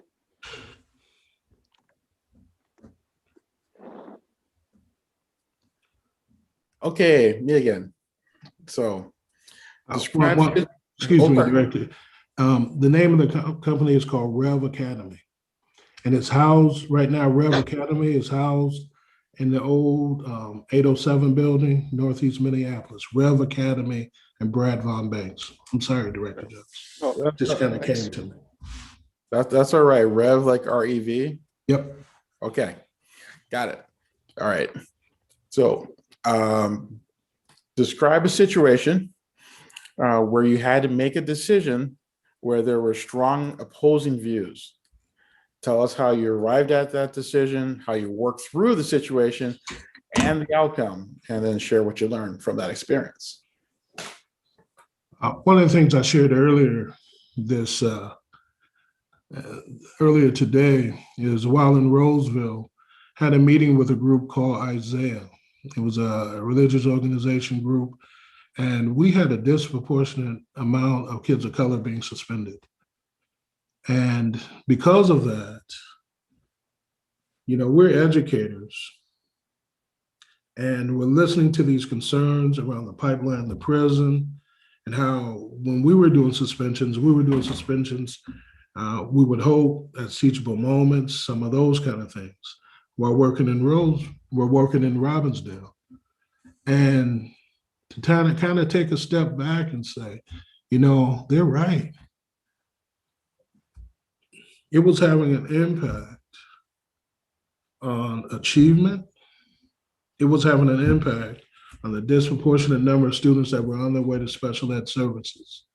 So we took a moment and really reflected on systemically, what do we need to do with changing how we suspend?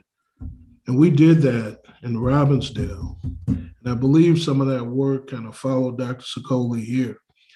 What happened was convincing the teacher union and the community that schools were not going to be out of control. And we're still going to support teachers. We're still going to provide discipline for students using restorative practices at the time and making sure that the discipline was a teachable moment. We reduced the suspensions in 1 year by 70%. That's a significant amount. So when we reduced the suspensions, we also saw a rise in achievement, especially for students of color who were being suspended. Okay, and just to follow up on that, so what did you learn from that experience?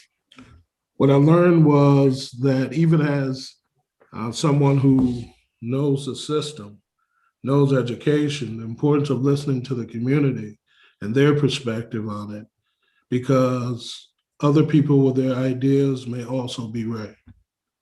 So paying attention and listening to another perspective and being able to reflect on and being honest with ourselves, we needed to look at our system, and we were not at our best for young people, and we needed to do something.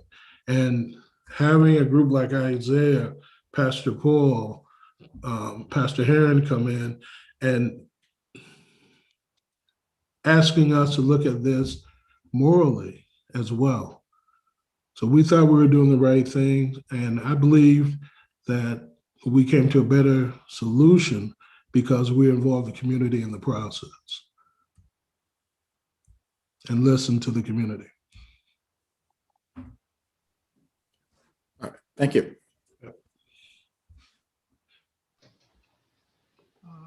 Dr. Faber, I have this to ask you now. What is your approach to ensuring that the district recruits, hires, and retains high caliber personnel committed to the district's vision? And how would you approach increasing the hiring of staff of color? Leadership matters. When staff of color, especially, I'm gonna start there. Leadership matters when you are a leader and you're reaching out not to just staff, not just around what they need to do, but people as human beings, and seeing how make an impact on the school community because they're there. And acknowledging that. See, when you're a staff of color, especially in some of these first ring suburbs, you're always teaching. You're teaching the young people that you're working with, and you're teaching your colleagues how best to navigate race and tough situations and how to engage students. It's part of that other duties as assigned that people don't talk about. And as a leader, acknowledging that teachers do this, especially teachers of color who go above and beyond, because this isn't a job, it's a calling, it's a mission. And how does that calling and mission set up for when we post a job? When you post a job, and a lot of people of color do this, kind of read between the lines about specifically what they're looking for, what people are looking for. If you're looking for people to have a significant community impact on achievement that's focused on relationships and quality instruction, you really have to put that in there because that really speaks to the mission and passion, especially for a lot of people of color who don't do this work just for money, just like other teachers don't do this just for money. How you recruit and retain and how you post those positions is a significant strategy. One of the things we're doing now is with Equity Alliance. What we're doing with Equity Alliance is we're asking Equity Alliance to interview, we're putting it together right now, to interview our current probationary teaching staff of color. And how did they get here? What recruited them? What were some of the things, and why did you end up in Roseville? And what do we need to do to keep you?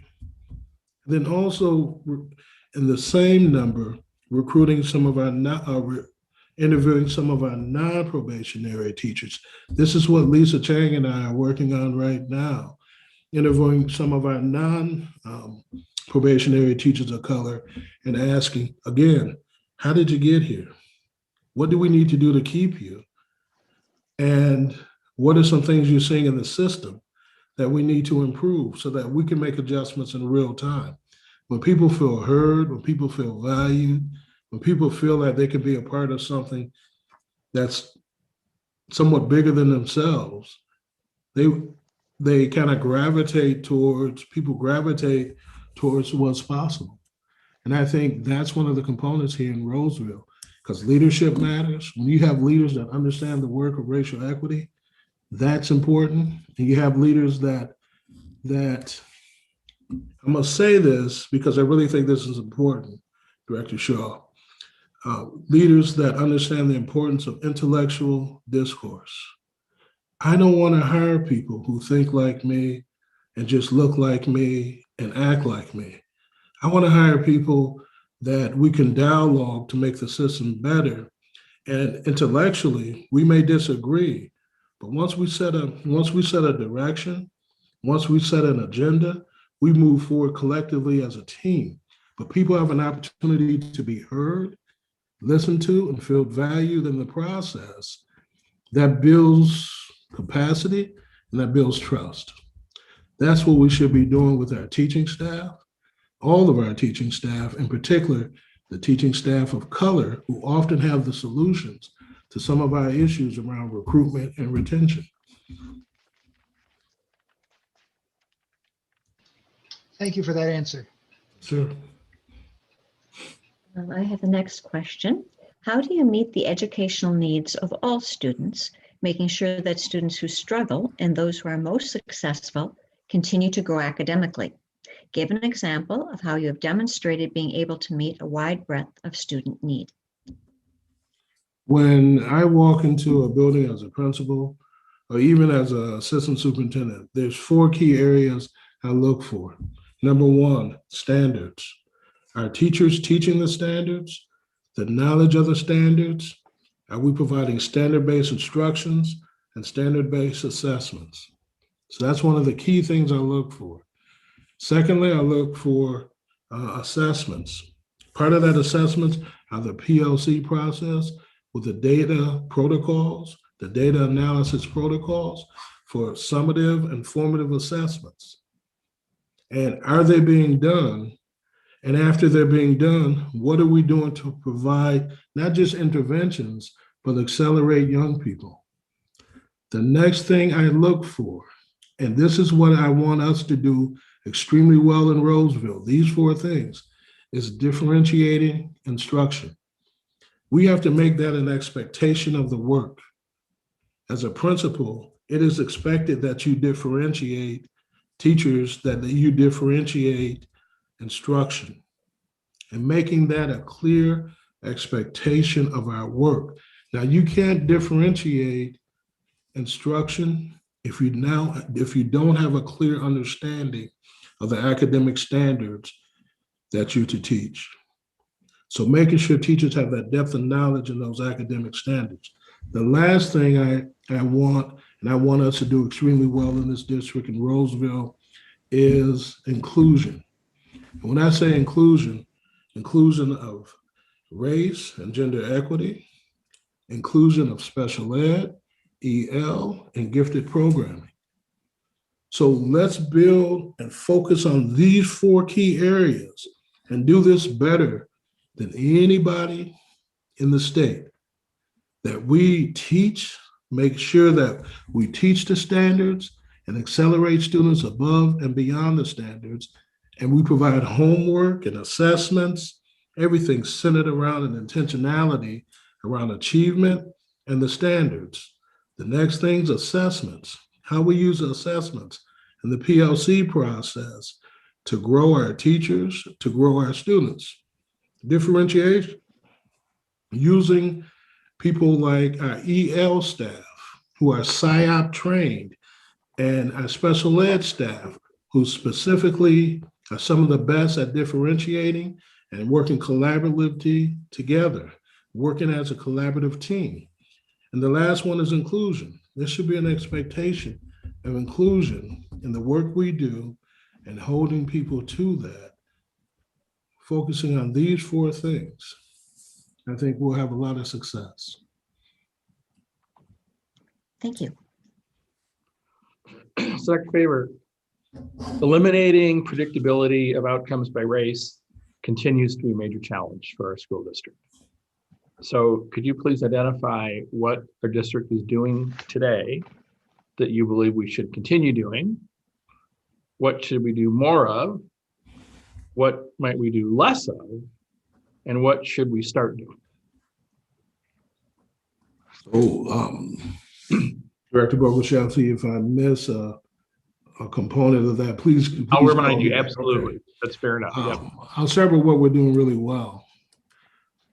I believe that some of the work we're doing that's going extremely well, it's a constant curriculum review cycle and a constant curriculum review planning, and the work around absent narratives and using the compass as a guide. The story circles that we're starting to do, I think are going to pay dividend down the line because students are going to see themselves within the programming and see themselves within the model. And when I say students, I mean all students. White students have a narrative and a story as well that we should make sure that we're as intentional about with students of color. The second part of that or the next one? It was anything that we should do more of. Okay.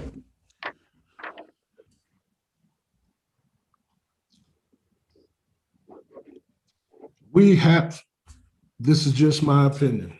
In order to get our head around the achievement gap, we have to do more of some open and honest conversation. We need to lean in to some deeper conversation and vulnerabilities. For example, I believe part of the reason and what gets in the way with student achievement, and I've shared this earlier today, is this idea of guilt and shame. As a leader, I've had and felt guilty about some of the data that I've produced, that have been produced by my schools. And because of that guilt, I am shameful in asking for help. Teachers, I believe, are struggling with some of the components of guilt and shame. When you look at your data, you believe and you hold yourself to a higher expectation for all students, but when all students aren't achieving at the level that you believe and you want them to, how are you reaching out to work through that shame? Also, the shame of staying silent. I say this because there's a lot of silence. And when we talk about some of this work around racial equity, oftentimes people of color are going back and forth, sharing their pain. Is there silence there because of guilt? Is there silence there because of shame? And how do we create these spaces where we can check in with each other, be vulnerable with each other so that we know better and do better? One of the things I say to people of color all the time in this system, we can't treat people the way we've been treated. We have to treat people better than we've been treated in these systems because we've had it rough in some of these systems. So we have to treat people better than we've been treated. That's where and how society grows. That's what I love about John Lewis, him as a person, holding to a higher standard, everyone. And so that's that one. What was the next component? The next really important one might be, is there anything that we're doing now you believe we should do less of?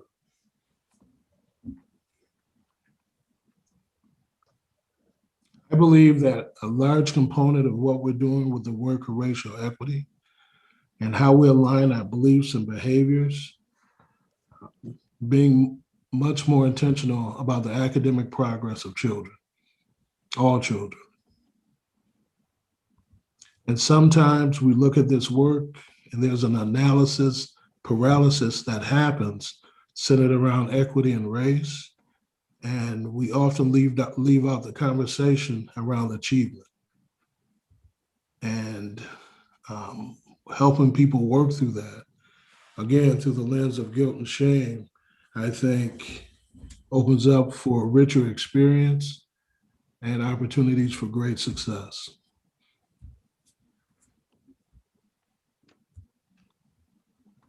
Thank you. Yeah, thank you for helping me go back and walk through that. Thank you. Oh yeah, no, we're all willing to do that. Some of these questions are pretty complicated and multi-layered. So yeah.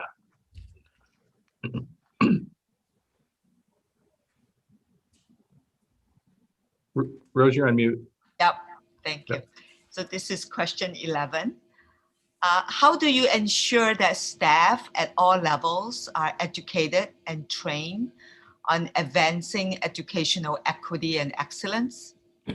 How do you hold folks accountable to authentic implementation centered on student learning?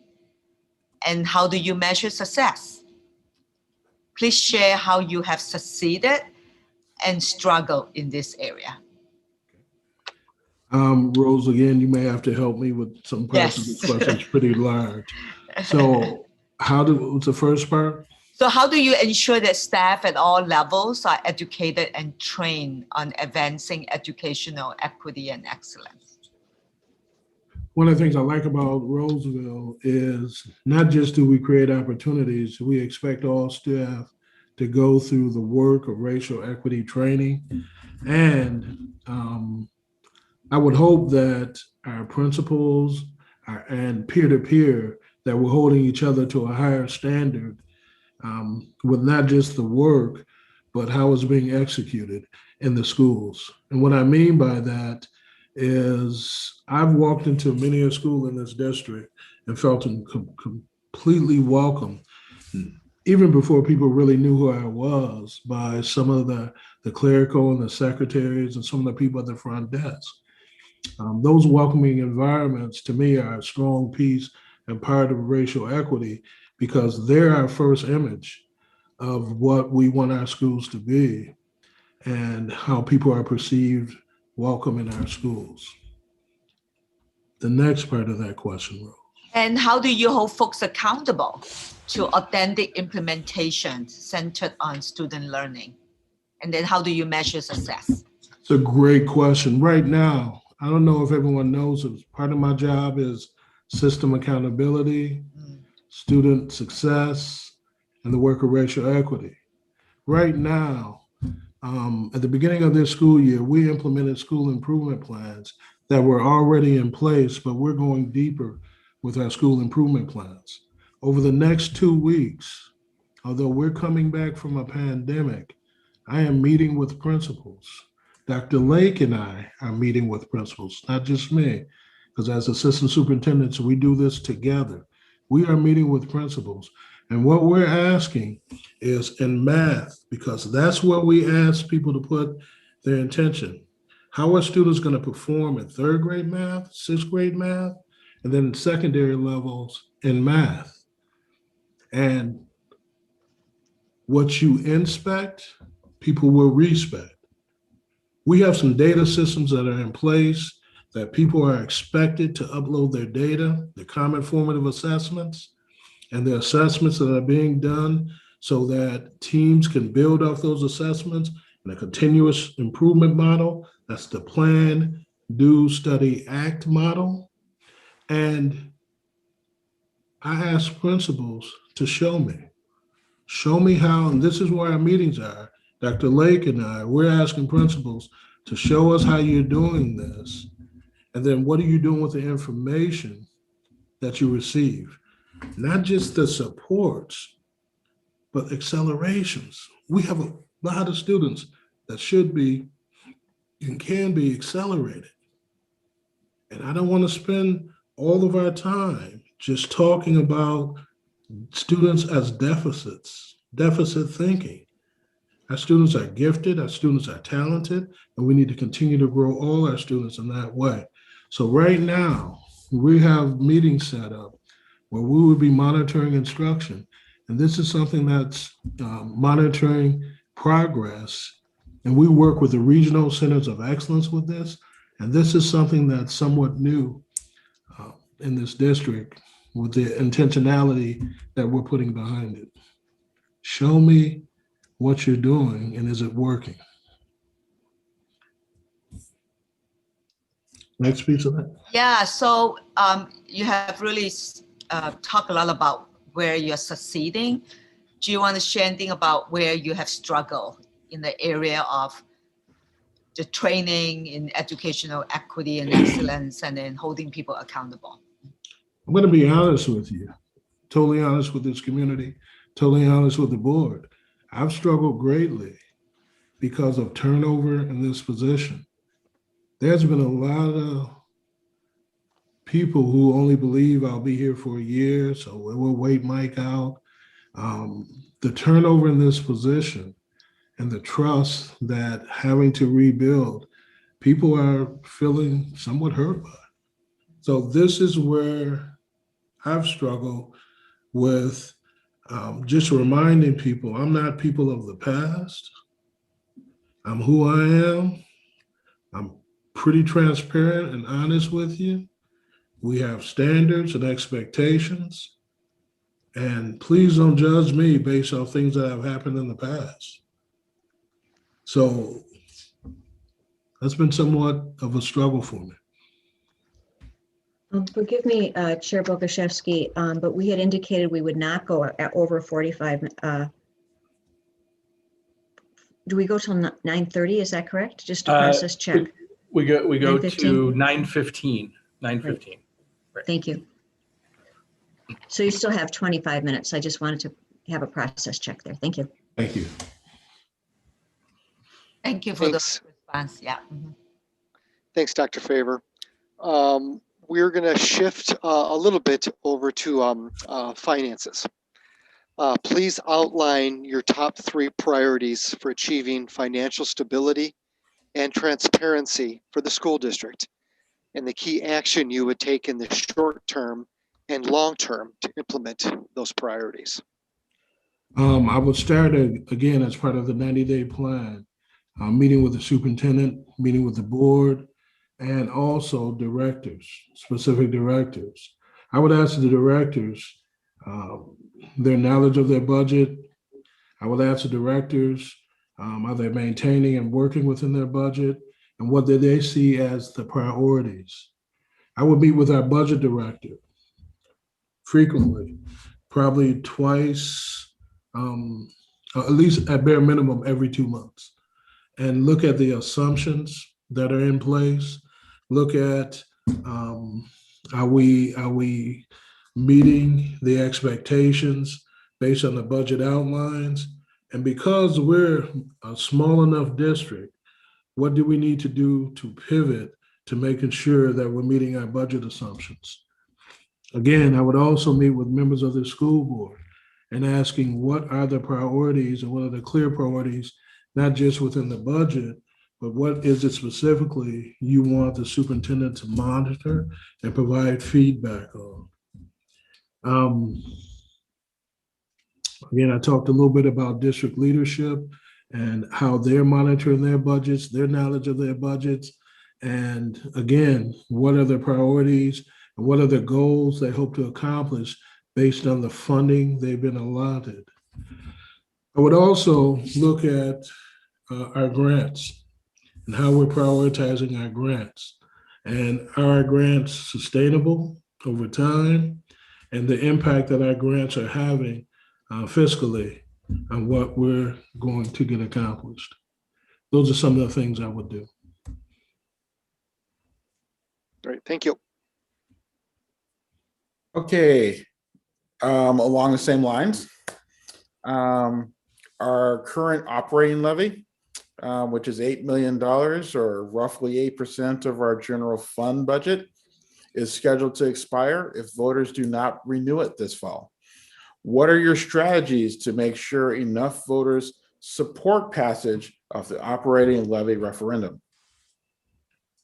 One thing I know about our superintendent, our current superintendent, is he's very strategic in planning. I would look at the plan that he has in place, and then I would also start internally. We need to start internally by providing information to our staff, our teaching staff, our support staff, everyone affiliated with Roseville. Because if I want to know something about schools, I often go to a teacher because they'll tell you exactly what's happening in schools, making sure people understand the knowledge and why the funding is necessary.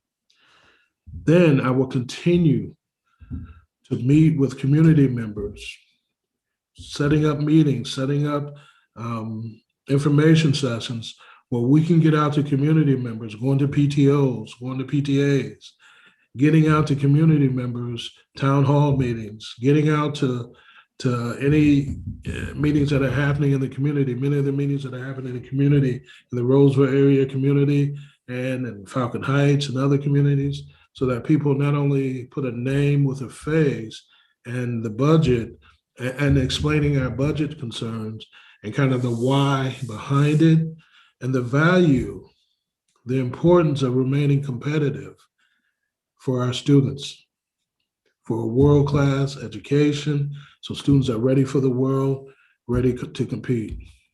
I would also rely heavily on this board.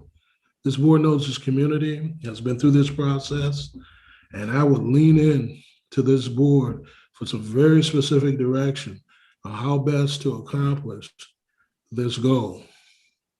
I would also, much like Dr. Coley has done in the past, go to every school and make sure we're doing presentations around the needs and answer the questions as to the whys and have presentations ready to, we may not be able to sit in homes just yet, but I would go, if we needed to go to the mall and sit in the mall with some masks. So when people are walking by, share with people exactly what we're doing in Roseville, what's going well, and what we need to maintain, and why this is important. I would have a specific reach out, working with Karen Schaub and specific community. I was in some meetings today, and some of the retirees, a person that was retired in the community, wants to be a part of the Roseville community, but we have to invite people into these conversations and explaining why. I would definitely reach out to her and others to help get our message out and the value of passing this levy, not just a value for our students, but the impact on our homes, and again, making sure that we're competitive, much like our neighboring communities.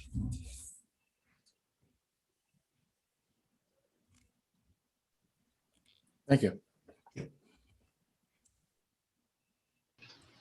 All right, Dr. Favor, we've arrived at the less formal sort of capping off of the questions. This is where you're going to toot your own horn a little bit more. Please tell us why you would like to be the next superintendent of Roseville Area Schools, the strengths you bring to the position in the areas where you leverage the strengths of others, and why ultimately we should hire you. Can you give me 30 seconds, Frank? 30 seconds.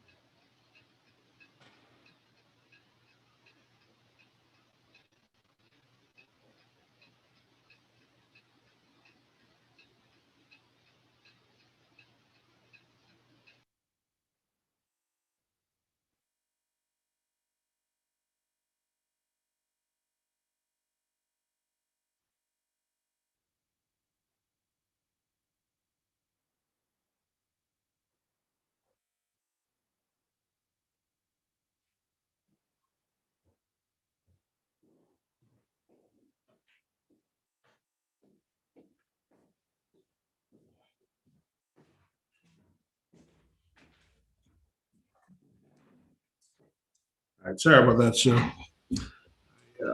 Way too much water. Okay. Would One you more like time. that question repeated or? Yes, please. Okay. Please tell us why you would like to be the next superintendent of Roseville Area Schools, the strengths you bring to the position, and the areas where you leverage the strengths of others, and why ultimately we should hire you. I believe in what's possible for Roseville. Roseville has an outstanding foundation, an incredible reputation, and a staff that's committed to young people, second to none. I believe that I will enhance that staff by being a bridge between not just helping people heal and move forward, but again, enhancing the work of racial equity as well as student achievement. I really believe that. Strengths. I consider myself a collaborative leader, ability to really reach out and build relationships with people and problem solve. I lean into problems and problem solve. I believe in the importance of system accountability. I believe in being accountable to our community and the work that we need to get done, especially accountable to our young people and the work we need to get done to make sure students are successful and our staff are feeling the best around the importance of the work that they do.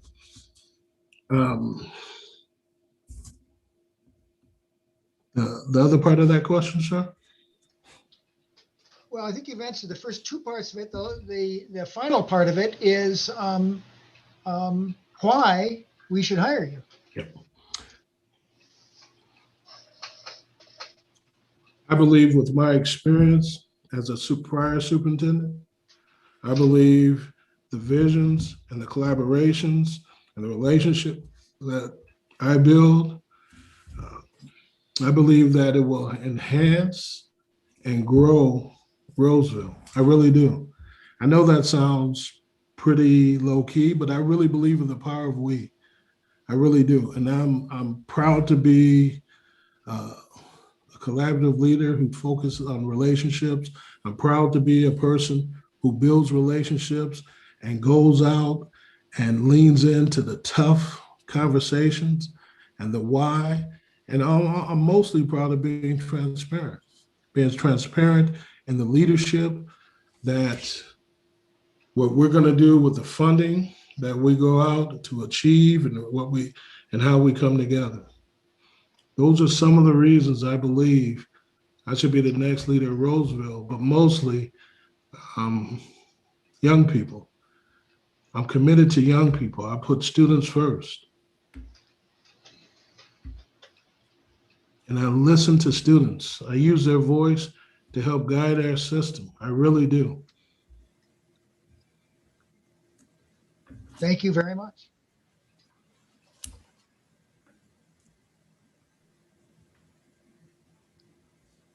The last question is, what questions do you have of us? Collectively, what are kind of the priorities for this board? And how best do you work together as a team collectively to meet those priorities?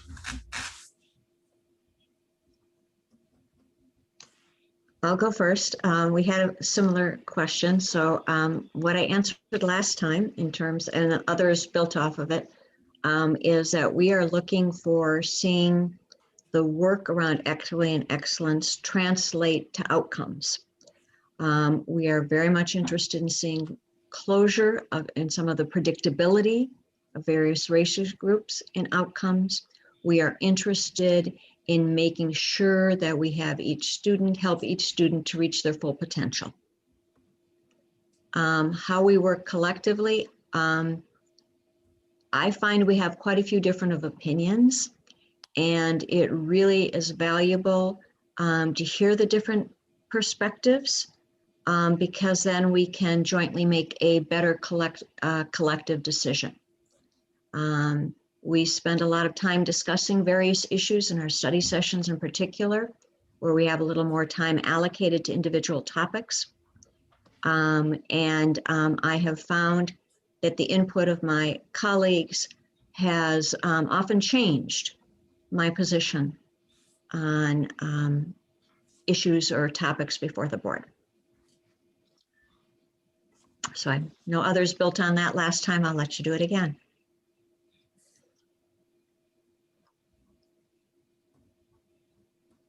May I ask another question?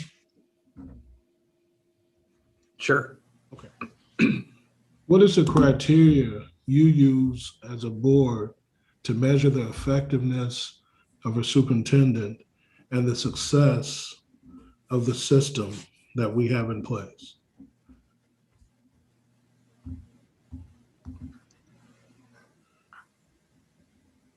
I think it's very similar to the same answer that Kitty just gave, Mike, in that what we've been hoping, well, I'll answer it this way.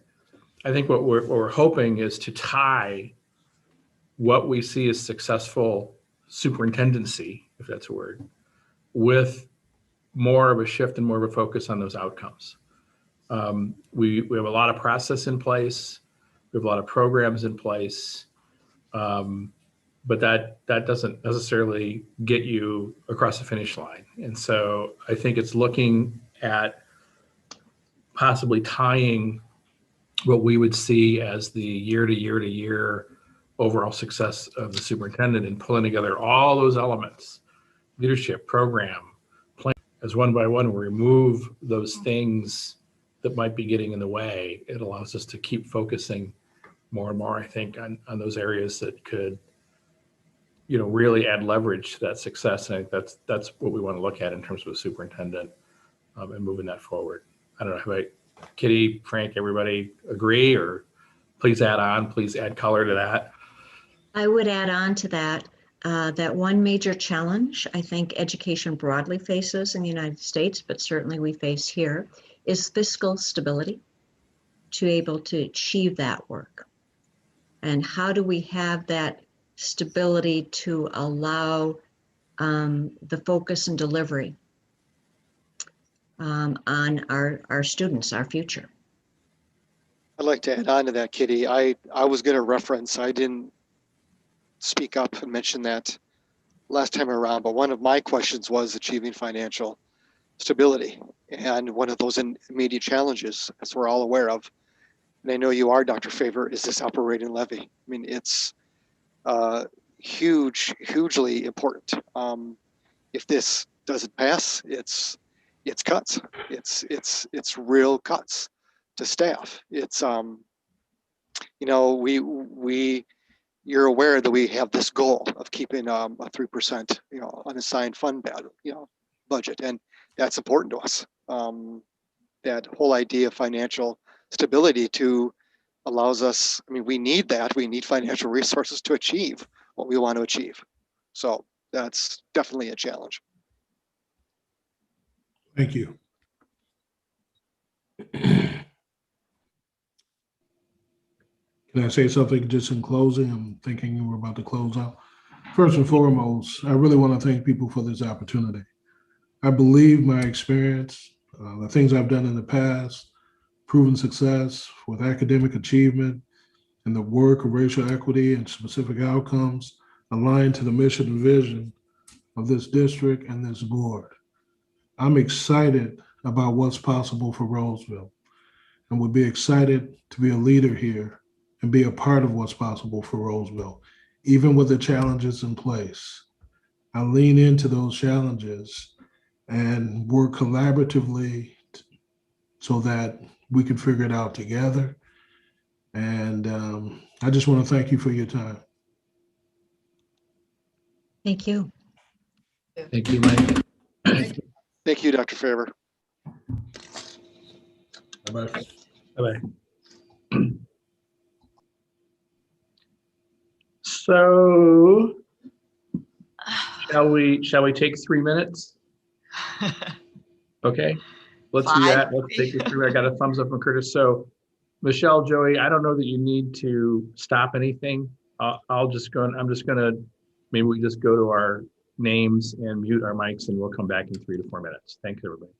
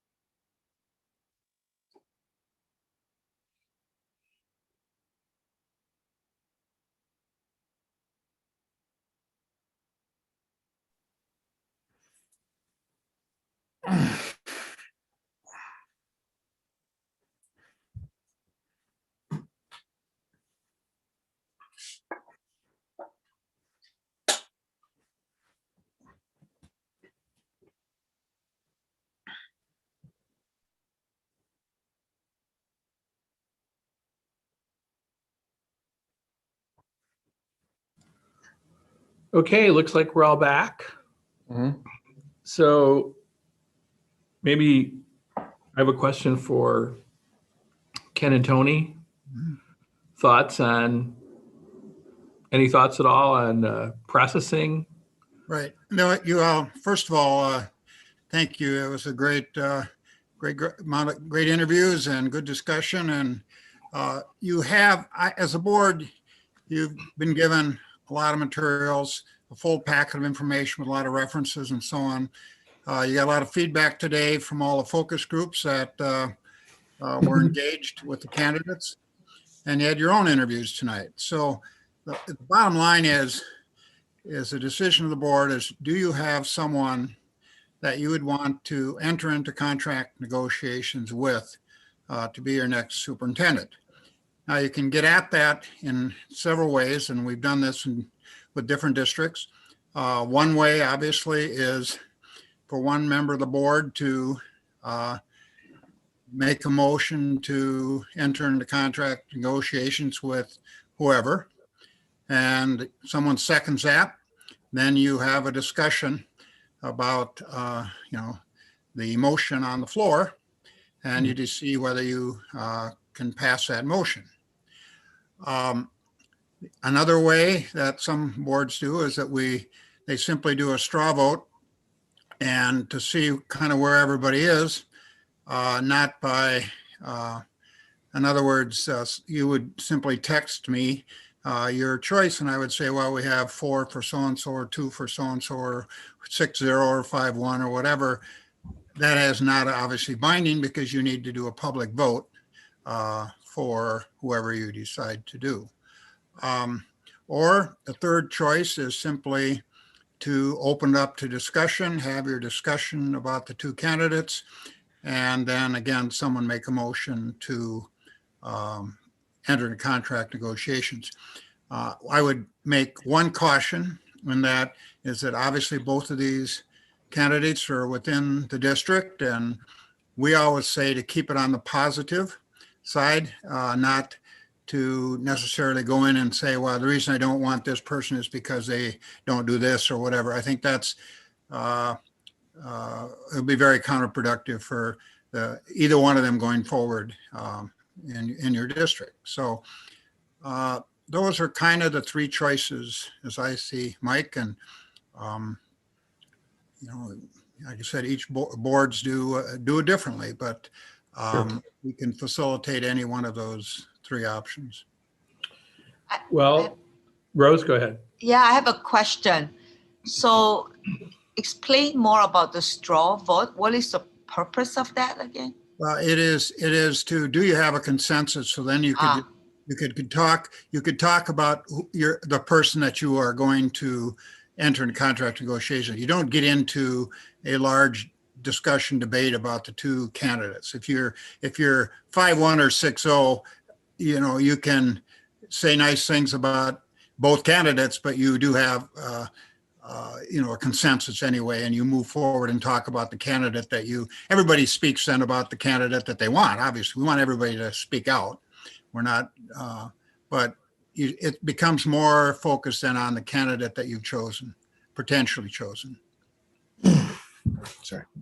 And then you do the motion and public you vote. have to do a public vote. Oh, yes, absolutely. Yeah. Now you have to have a motion, you have to have a second, and then you have a vote. Yeah. Right. Thank you. Katie. I just a few minutes ago talked about the process that the board uses in terms of sharing different perspectives and how valuable I find that. I would like to ask if we would be willing to do the third one, to talk about what we see as the strengths of each candidate that they bring, and share some different perspectives around that before we go to a position. Because I think we have 2 very strong candidates, but they do have some different strengths that they bring to the position. Anyone I don't else know if wish anybody else is. to add to or follow up on Kitty's comment? I will then. I agree with that for a couple of reasons. One, I think there's just transparency, and I don't necessarily want us to have people feel like we're short-circuiting our duty and our diligence to really discuss and talk out things.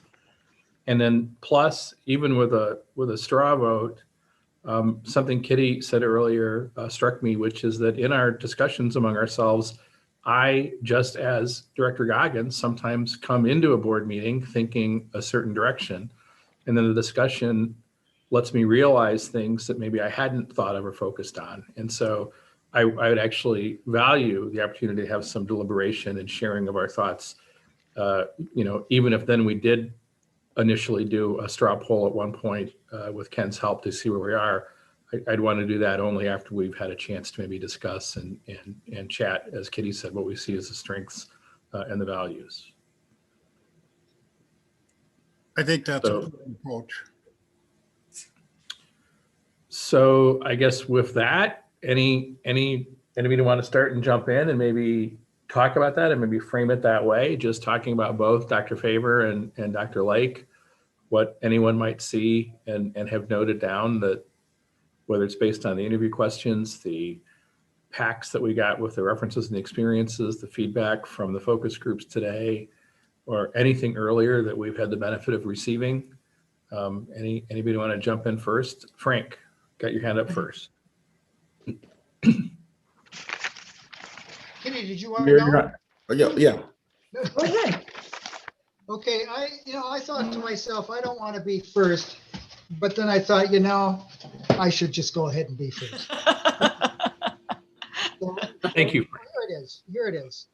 I want to speak. So we are, as I understand this, we are going to voice our. I'm sorry, Frank, but you fade in and out. Is there any way you can more directly talk to your mic? Which mic is mine? Is it Mike Boguszewski? Is he my mic? No. Okay. So just don't drop the mic. That's. Oh my All God. right. I have to say I'm not sure where the mic is on this computer. So am I okay here? Yes, Mhm. you're much better. My tendency is to move around, so I will look directly at the camera and speak to that. All right. So speaking then about Dr. Favor, what I have really noticed about him since he arrived in the district, and then it was confirmed to me by the people in the focus groups and the many positive comments that I got there, is how he connects with people. And I noticed especially how he connected with the students in the focus groups. The students were very enthusiastic about him and excited about his candidacy. I think that's it's a real strength, and I think that he will also connect with the community. You like him right away. He listens to you. He considers what you have to say, and then he has his own ideas, and so and I think he gets those across well and effectively. In the case, so I think he's a people person, and I think the community would grow to love having him as a superintendent.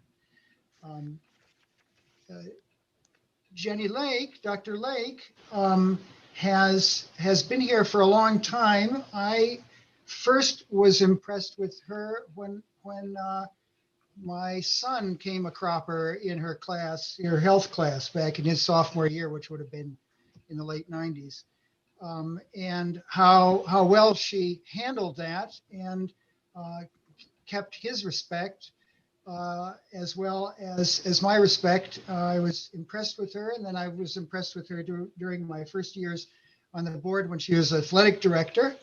And we were a bit at loggerheads about the turf going in.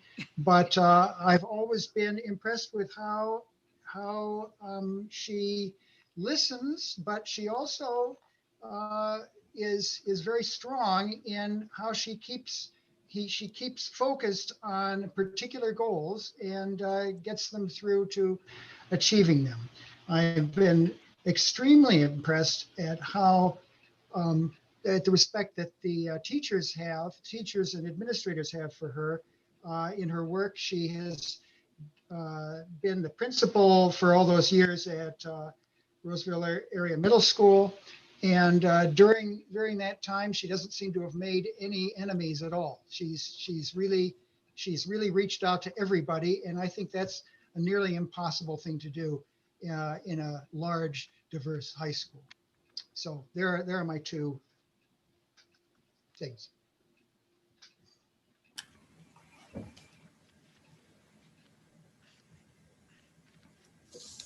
Okay, I'll go next.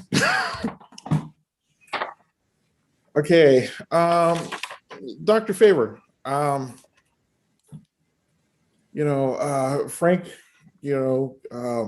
said a number of things I was going to say, but I will say he is very collaborative. I've worked with him with the American Indian Parent Group, and so he does seek the opinions of others, and he has the benefit of having time inside the district and outside the outside of the district, and so he's not, there's not any concern about about groupthink there.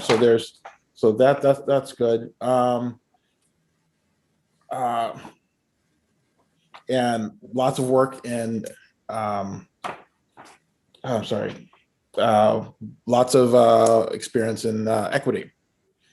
Then I go to Dr. Lake,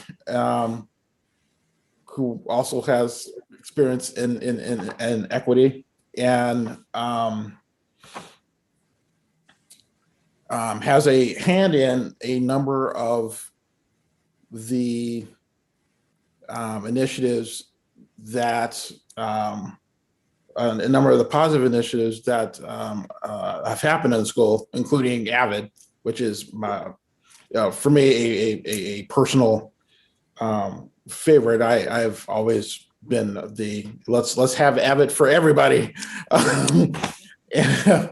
So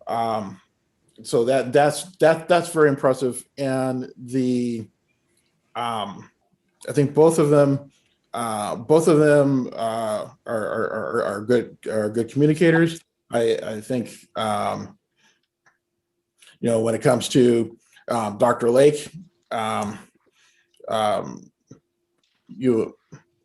of the things that you gotta love is that she is very invested in this district, not simply because she's been here this long, as long as she has, but her kid is in the district, so it's that's if you're talking about wanting someone that is going to be around a while, that's a good hint there. So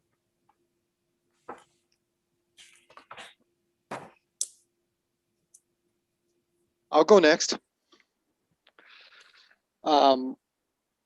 Dr. Favor, as Frank and Curtis have mentioned, a continuing theme of very student focused. I appreciate that. I like that. He uses the word intentional a lot, very intentional when it comes with dealing with students. Student outcomes. I like the fact that I see a lot of vision, and I see a lot of collaboration happening around Dr. Favor. A lot of strong pluses there. When I read the packet about Dr. Jenny Lake. It's hard not to notice at all the levels of the district that she's worked in. That experience is invaluable. It's invaluable. It's long ties to the district. Living in the district, and as Curtis alluded to, a child in the district. The vast Roseville collaborative partnerships that I noticed in the packet is huge, and to leverage that in any type of operating levy campaign moving forward or speaking with the community. And I also, let's not forget that Dr. Lake, I think a positive, does have outside district experience. I think that time that she was at Blaine High School was valuable. I mean, we all know of her experience in this district. She does have outside experience, which I think is key. And alluding to something that Frank said, the strong relationships with staff and admin. How many times has she been at the contract negotiation table? And it's just like these positive relationships are ongoing. They keep going and they keep going and they keep going. They're just are very impressive to me. So that's what I have for now. Thanks. I saw a lot of really strong fulfillment of the attributes the community has deemed as important in both candidates.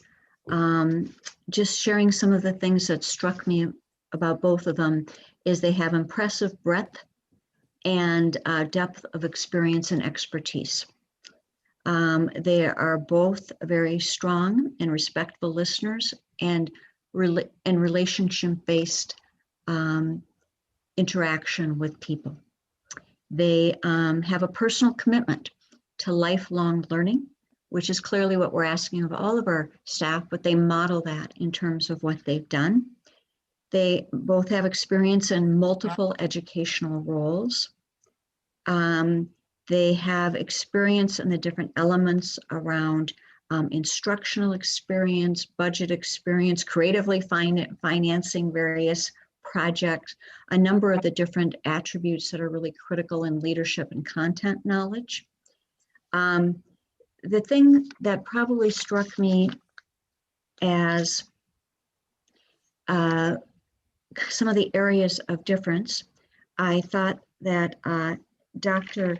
Favreau was very good in articulating his vision and communicating where he saw things needed to go. I thought that he, brings some outside experience versus Dr. Lake has really shown that she had very strong and established partnerships in the community.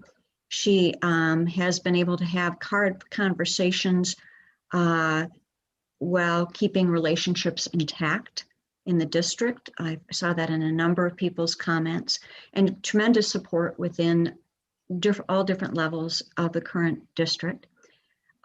Really facing reality and making the tough decisions. And probably the thing that struck me is she knows how to she's done a lot of transformational things in our district. And I know we've, AVID came up, but the whole college and career readiness and how to get the proportionality, the whole going into the disciplinary practices, redefining our policy, changing our practices in our schools to be positive discipline. I mean, a lot of things. She's combined her knowledge of the district and the commitment to equity that they both share clearly is really strong in both of them, but she's translated that into making change in our district. I mean, they both bring such strong positives. I'm feeling very fortunate that we have two such strong leaders before us.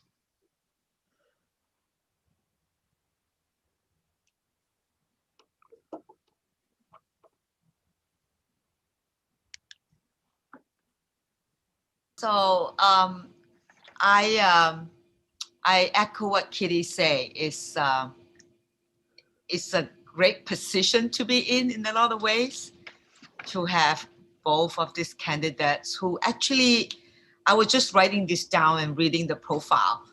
They are, it's almost like I have no doubt, right? Both of them are student-centered, they are relationship-based, they are equity leaders, they have great leadership skills, relationship is key, and they lead with both their heart and their mind, and they are doers. They have done stuff, right? They actually make things happen. So what I kind of like was struck by is that I'm not actually worried about any of that, that these two are amazing leaders. What I do want to think about is our current moment in the district, where we are heading in terms, where are we right now in terms of the pandemic, where we are with the referendum, and how that plays into the decision. I mean, what was striking is with Dr. Lake, the fact that, I mean, she knows so many people right here in the district already, right? There's some established foundation here that you can't replicate that, right? You have to build on your own, right? Whoever it is, you have to build it on your own. That's kind of amazing. That's amazing to have that kind of strong foot in the district already, right? In terms of the skin in the game that she has already in the district. So it's tough. It's a tough decision, not because these are just two amazing people. I think, right? They're just amazing people. So I'm thinking a lot about the moment. I'm thinking a lot of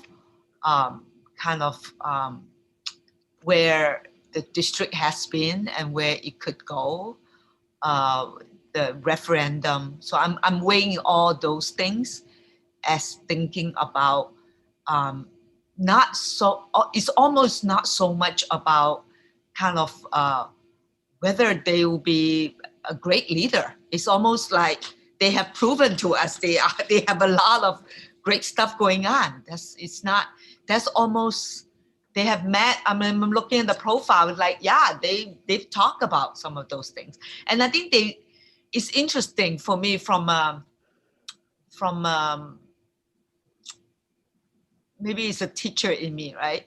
Whenever you are first and then you go second, I could see ourselves changing our own process a little bit, right?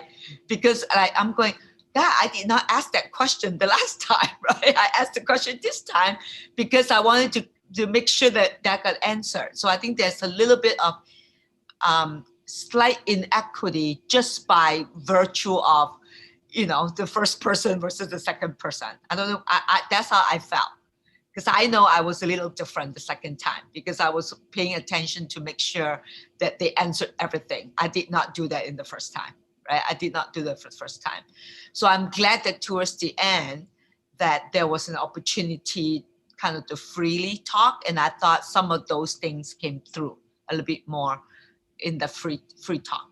I'm glad for that. I'm going, oh my God, I guess I should have asked that. But I just felt bad because I'm like, I should have asked that a lot closer because, it didn't get answered. And they don't have the question in front of them. So it's whatever they heard, right? It's whatever they heard. So, so those are my perspective.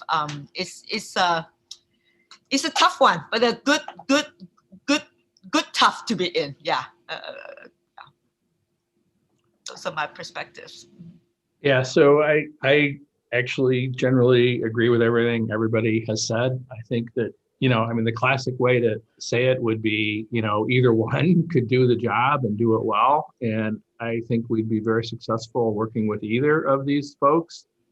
Maybe a better way to say it would be there are some differences in strengths it's a shame we can't blend them together, have like one person that has each. I agree with some of what the folks have said earlier that, I think Dr. Faber is, clearly has a vision where he wants to take things.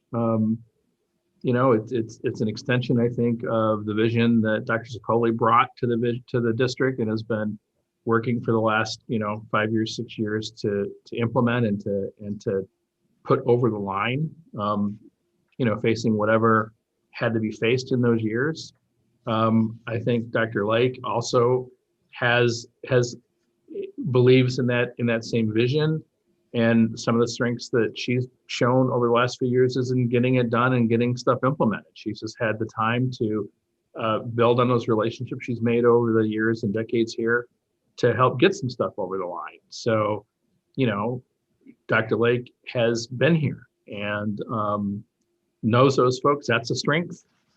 Dr. Faber is still relatively new, a couple years in the district, is still somewhat of a change agent around that vision and keep pushing it forward. I was struck by the one thing you said about, folks, just hoping to wait Mike out. I know we had that same discussion in practice a couple of years ago. Do they just wait Aldo out? Maybe just keep things the way they were and not have to do all this stuff. And so Mike's a continuation of that kind of change agent nature that Aldo brought in, and that's a strength. So they're both strengths. They're just very different in what they would bring to the role. So I agree. It's very tough. We've gone around once. I don't know. Do we want to go back again? Focus on differentiators? Do we want to, at some point, do the straw poll and just text something to Ken based on what we've shared already? Are we ready to do that? Do we want to discuss some more? We've talked about the strengths of the candidates. I guess, is there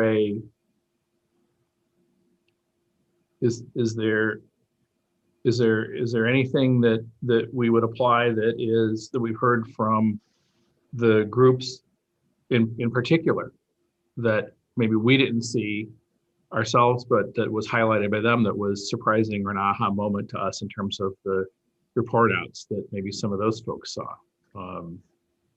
Kitty. I tried to include some of that.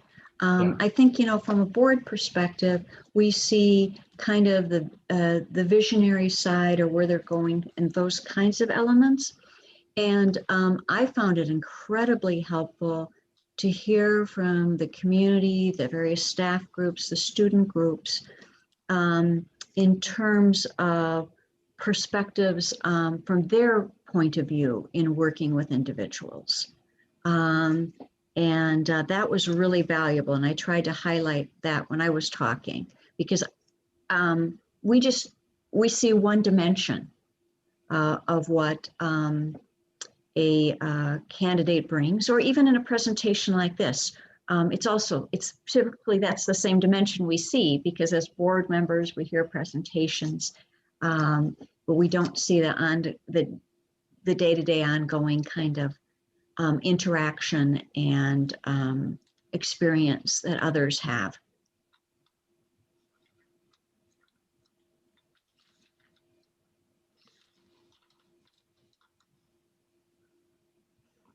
Curtis. Okay. I did go through as many of the feedback that I could, and it was coming through fast and furious. So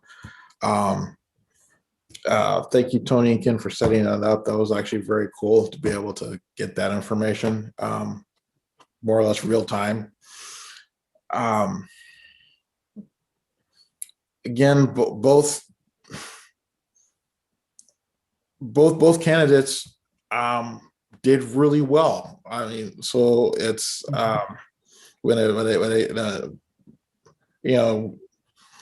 it came to Dr. Lake had a ton of district staff saying very positive things, and Dr. Faber had some great student feedback. you know, I think Mike said it best, you know, that, you know, either of them, could do the job and do it well. So, I think, for me personally, I'm kind of gonna follow Rose, and when it comes to decision time, make my decision, based on where we are and where we need to be going. So, I'll just leave that here for right now. Sure. Kitty? Well, I think that's really important. I also think it's important to think about longer term.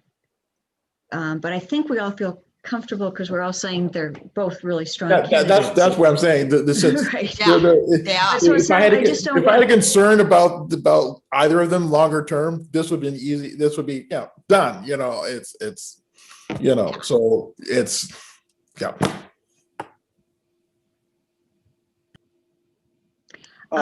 From a standpoint, one thing we haven't talked about is from a standpoint of having a superintendent candidate that brings some diversity into the position. Obviously, we have a Black male, and that's certainly very exciting. We also have a white female, and there are also not a lot of white females in leadership positions, and certainly not ones who are openly gay. So, I mean, they both bring a diversity element and to the situation, some unique perspective. That kind of doesn't make our decision any easier. Oh, no. No. It doesn't. It wasn't intended to. It was to say that. I know. To acknowledge that, right? We have I know. two candidates that are not the normal, kind of white male, right? So it's just exciting. It's exciting. Very. So It is. it's Yep. very exciting. So That was one of the, I think, focus group points I remember in one of the cells that someone said, I'm glad this isn't just a couple white males up there on the podium. That's all our decision is. Yeah, right. We have some real diversity. I think I'm just going to maybe start the process of, who I will be voting for. Do you want to do a straw poll? Or motion, or before you say anything open? Yeah, I'm open to that, or Ken did mention throw out a motion and debate it and get to discussion point on that motion. But I'm flexible either way. My suggestion might be prior to that, we could take advantage of the opportunity to do the straw poll. Sure. Ken.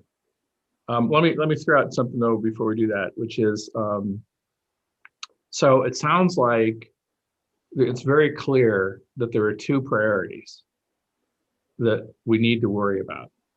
One is the continued progress of the equity vision and making that even more real in terms of successful outcomes as we move into the future. The other is the more immediate need to get the levy passed, to get the referendum passed for the levy. And those are very different things. We heard both candidates talk about their approaches to both. I think some of their answers are very similar. Frankly, I don't know. I wonder in my own mind, are the strengths of each candidate being different, stronger for one purpose or another? I don't know that they are. Regarding the equity vision piece, I'll come back to my thought on the change agents and continuing the work that Dr. Sicoli kind of really emphasized when he was brought on board. And, is that something that the strength of one would help better with than the other? But then you have the local connections, the history, knowing the people and being able to build on those local relationships that Dr. Lake has to make things happen. Frankly, in both the long-term equity vision achievement and in the passage of the referendum. So I've thought about those in my mind as being different, but then as I think about it, it's like, well, but even though those goals are different, each one brings different strengths to them that could help achieve the need. So that doesn't necessarily clarify anything. It's just, I'm just, it's going through my mind. Straw poll.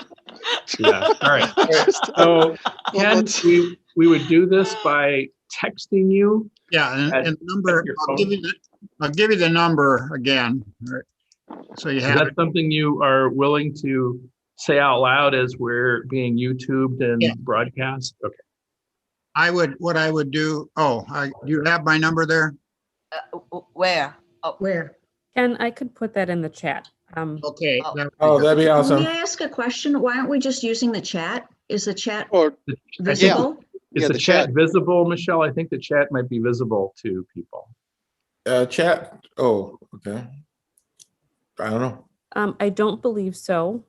Would, On YouTube, right? That would be a different chat. So then just do the chat and to Michelle if you want to do that. That's fine. Well, or could What- everyone text I- me? I think it'd be better to text, frankly, just because of, Text who? Oh, text Ken? So text who? Ken or? Okay, the only Yeah. people who can be text right now are Mike and Michelle. So you'd have to make Ken a co-host, I think. No, I No, think they're they saying do a not text to phone. chat. If you have, do you all have phones? Oh, sorry. I thought we were using the chat. Sorry. Okay. So We if just you need the just- number. I'll give you the number. It's What's- fine. okay. If someone wants to call me beyond tonight, that's fine. It's 952 210 2790. Okay, let me make so sure I Ken got will this. just fax like the name Yep, to you, just the and name. then Can we you'll just have share that with us. number? And one I'll more report time. that- Sorry. I'll report that when I get all six. So 952-210-2790. That's correct. Okay, And that's the As whole you world get knows. And as you get these, you'll obviously then share back with us if it was 3-3, 4-2, Yep. 5-1, or 6-0. That's correct. And you will forever forget who sent what necessarily, right? Right, I Okay. won't know. But Right. he will Got it. know. Yeah, he will not know. You'll have to vote on it public anyway, so. Yeah, Yeah, that's right. 952-210-2790. That's correct. Okay, thank you.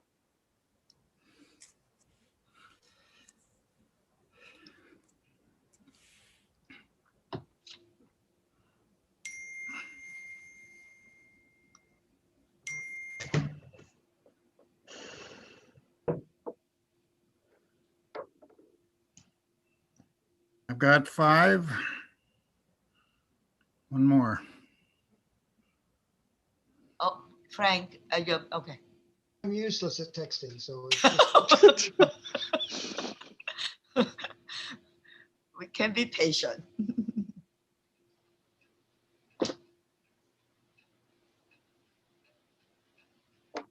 I'll vote for you, Frank. no. It keeps it keeps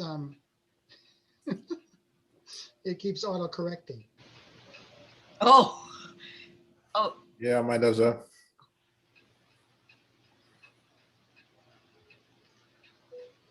I've said it.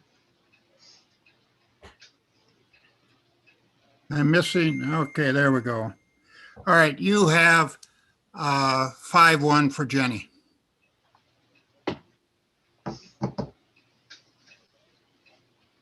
Okay? Yep. Okay, so do we want to discuss some more, or given that, move to a motion? I move that I move that we enter into negotiations with Dr. Gina Lake. Second. second.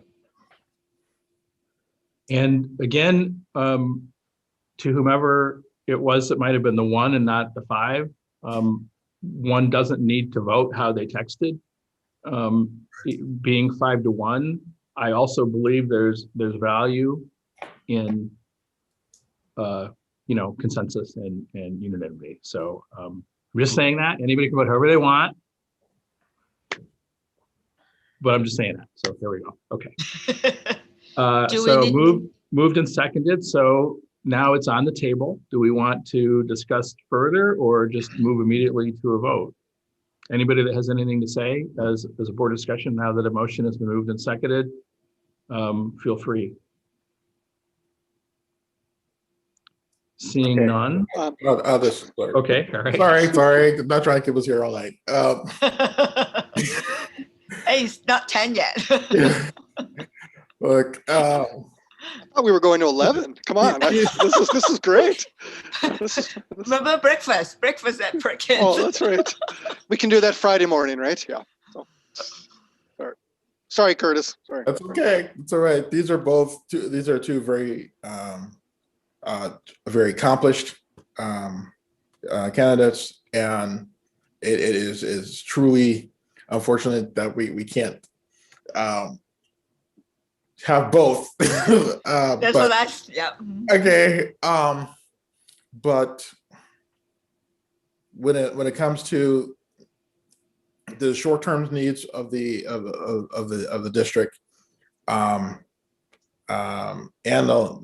combined with the long-term needs of the district, I do think that Dr. Lake is uniquely situated to be successful in handling both.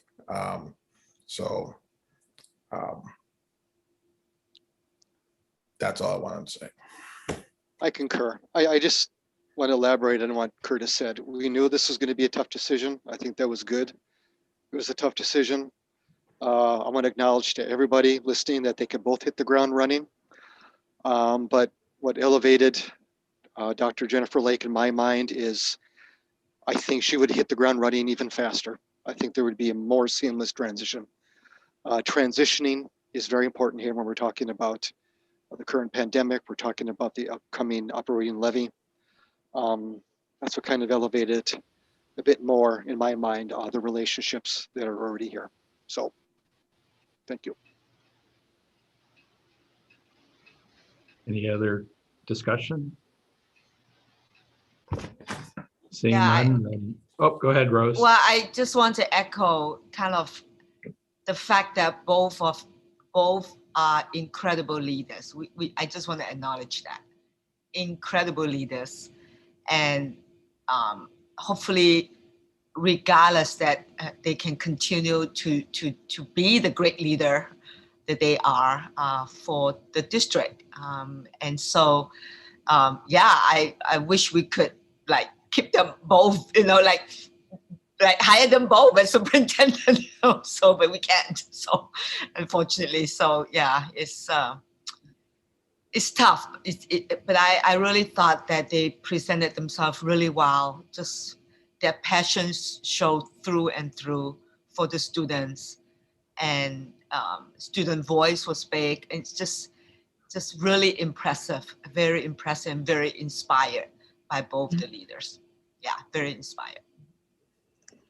I have to say that I'm glad we kept it to an internal search because I think we had such two incredibly strong candidates, and that allowed us to meet the timing so that they would both be considered, not looking at not be taken by some other position. And so I'm glad we've gone through the process we did go through and gotten a significant community input and gotten all we would have gotten in a longer process, but condensed.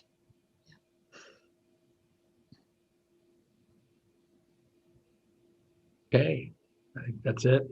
Clerk Johnson, could you take the vote, please, on the motion that's been seconded on the table to enter contract negotiations for Dr. Jennifer Lake to be our next superintendent? Dr. Chu. Aye. Director Anderson. Aye. Director Shaw. Aye. Treasurer Goggins. Aye. Chair Boguszewski. Aye. Clerk Johnson votes aye. All right. Congratulations. Yep. I just like to say, I just like to thank Ken and Tony. You guys were amazing, and I'd like to also thank Rose and Kitty for working with you guys. This went when Mike delivered the timeline that was being proposed, I was like, whoa, really? Okay. We've had an amazing amount of community stakeholder input, and I know that was important to everyone on the board, and I'm just so happy with the number of people who were able to participate in a very abbreviated search. And I could not be more thrilled with how this was done. Looking forward to doing salary negotiations with Director Anderson. I was going to say, well, we're up next. Subcommittee's up next.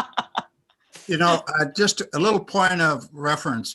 You might need to call her to see if she actually will accept. Oh, yeah. Oh, yeah.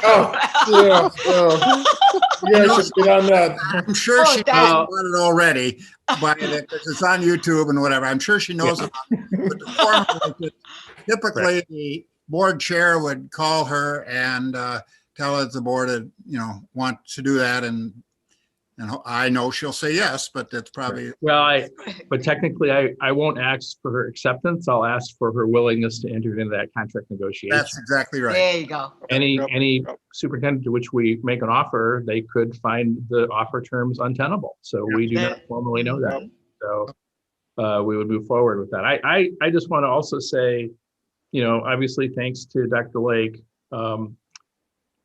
but also just a particular thanks to Dr. Faber, Mike.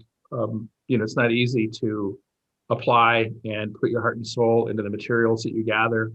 There were some surprisingly stunning positive references that we all received for Dr. Faber that reflect, I think, his high regard outside of our community. Absolutely. And across the state at all levels of government, foundations, grants, municipals. We had ex-mayors, we have attorney generals who are on board. I think that as we articulated as a board, I think that you know, that serves us well, and he's more than a credit. He is a driving force and continues and has continued to be that change agent that we've needed to keep pushing us forward. And I only do hope and expect that those changes will continue, hopefully with his help, you know, assuming he'll be interested in staying with the district.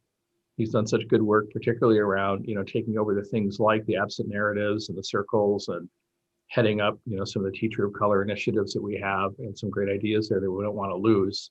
You know, so we'll see where that goes. But so I just want to thank him for his sincere interest in wanting to lead us, lead the district. Absolutely. And then the other practicalities. So yes, our contract committee, Frank, Curtis, and Todd, you know, you have a bunch of material already. I think that what we talked about was that we would want to conclude the negotiations, come to an agreement on the contract terms with the new superintendent by early to mid-March, so that by our meeting in March, we could have that in front of Mrs. Board to approve the final terms. So I guess if you guys, the three of you, get together and think about, do you have what you need to put together what that contract would be? There's obviously MSBA stuff. There's all the stuff we had with Dr. Sicoli in the past. Come up with some thoughts that involve Kitty or Rose or me as you want for ideas that go into it.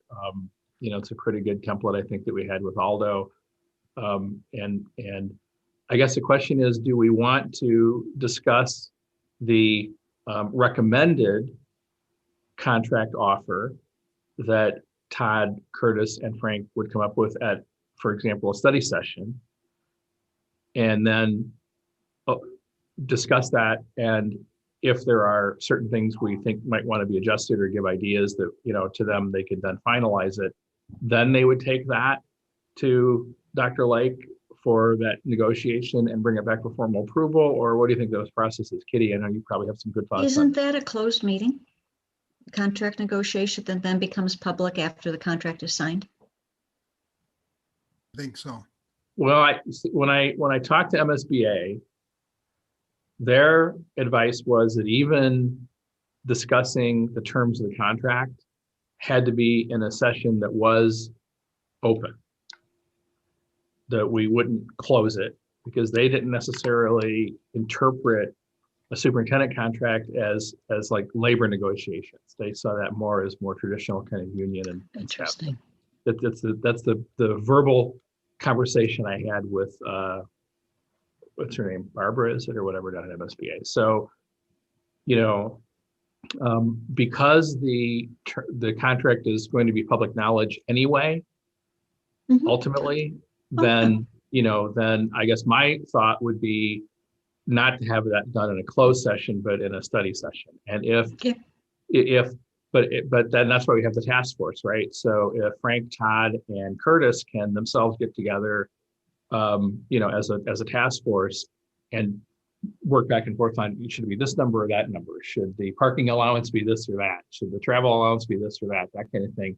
They can bring that to us, and then we can just specifically, you know, adjust or recommend back if we think we have amendments to that. So if that makes sense, then our next study session is in 2 weeks. March No, 16th, right? March 16th, because of 16th or- spring, because of spring break. Oh, I mean, I would love to hear what, I mean, does that sound, I mean, Here's what probably 90% of the boards do that we work with. They have a board personnel committee that is not a majority of the board. So in your case, probably 2. And the 2 people would meet with the candidate and negotiate a contract. And then the contract comes back to the full board with full disclosure and full vote. And that's what most of them do. so there are 6 of us.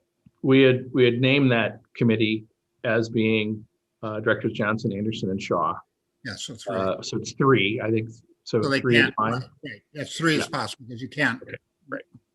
So if Right. they negotiate with Dr. Lake and Sure. bring it back to the board with your approval, you know. So then that's different from what I said in a big way, which I'm totally comfortable and fine with, which is that I don't feel the need to make Curtis, Todd, and Frank bring us their proposed terms first. I believe they can collectively draft that and then present that to Dr. Lake for her to react to or iterate on. Yeah, Um, that seems to make the most sense. Okay, so we This could is a- potentially have something by March 16th. Mhm. Could have an approved contract. Yes. Right. Yep. So that could be voted on March 16th in the regular meeting. Yes. Typically, the board chair is involved in the negotiation. Do we not wish Mike to be involved? I don't know if that's a concern to Mike or to anybody else, but that's the norm, is that the board chair is on the, whatever the committee it is. I have no problem with that. But would that But make does that 4 mean then? someone has to No, step we'd have to, down? somebody would or- have to step Right. down. Somebody has to Yep, step up. yep. Yeah. And I'm more than willing to go either way. I understand the board chair doing it, if nothing else, because there's continuity with the discussions I had directly with Superintendent Sicoli in this last round. And I'm the one that would be, you know, at least for the next year, the rest of this term, the main contact with a new superintendent. So I'm totally fine with doing that. I guess the question would be if any of the 3 of you are appalled and appallingly disappointed at potentially jumping off so that I could be part of the 3-person group. I'll say that since I will not be on the board this time next year, it's probably appropriate for me to drop off if one person is going to drop off. Why are you not on the board next year? Hang on. There we go. The alarm. Well, Frank has acknowledged even previously his current intent to not run for reelection this Oh. coming November. Okay, I didn't know that. And so Okay, that, so Frank, missed, I get that. I missed that too, so. I did not know that. Yeah. Frank, you made a quip about it a few meetings ago that I picked up on and maybe everybody else didn't. That, Oh. that it was something about how you guys are gonna have to live with this. I'm not going to have to. So, Oh, wow. I sure missed that. Yeah, Sorry and about of course, anyone can change their mind up until 5 p.m. on the last date of filing. So we still could get Frank to decide he wants to keep going, but so we I have get until that. then to get him to change his mind. All right, well then, if everyone else is okay with that, then I will take the spot working with Todd and Curtis, and we can set up a call or something, a Zoom or a voice call or something, just to kind of get going. I think we all have the same material, and Yeah. let's go Yep, from there. yep. And the target will be to get. Yeah. Go ahead. Oh, I'm sorry, and I did just want to highlight an email from Kitty. I think we've all maybe have had that. I wasn't able to attend that leadership conference, but I was able to go back in and look at the specific workshop regarding superintendent contracts. I think we do have to keep in mind some of the suggestions they had around vacation days, just some things that we Right. can incorporate in. I'm just saying, I know you're probably already aware of that, Mike, but I did watch it. I was trying to Yep. prepare, so. Yep, I agree. Cool. And then what we'll gear up to then is to iterate among ourselves on the task force as much as we need to, and then get something to Dr. Lake, in the next 10 days for her to potentially react to and agree to from her perspective, and then potentially bring that to our March 16th meeting for formal approval. Okay. Yep. All right.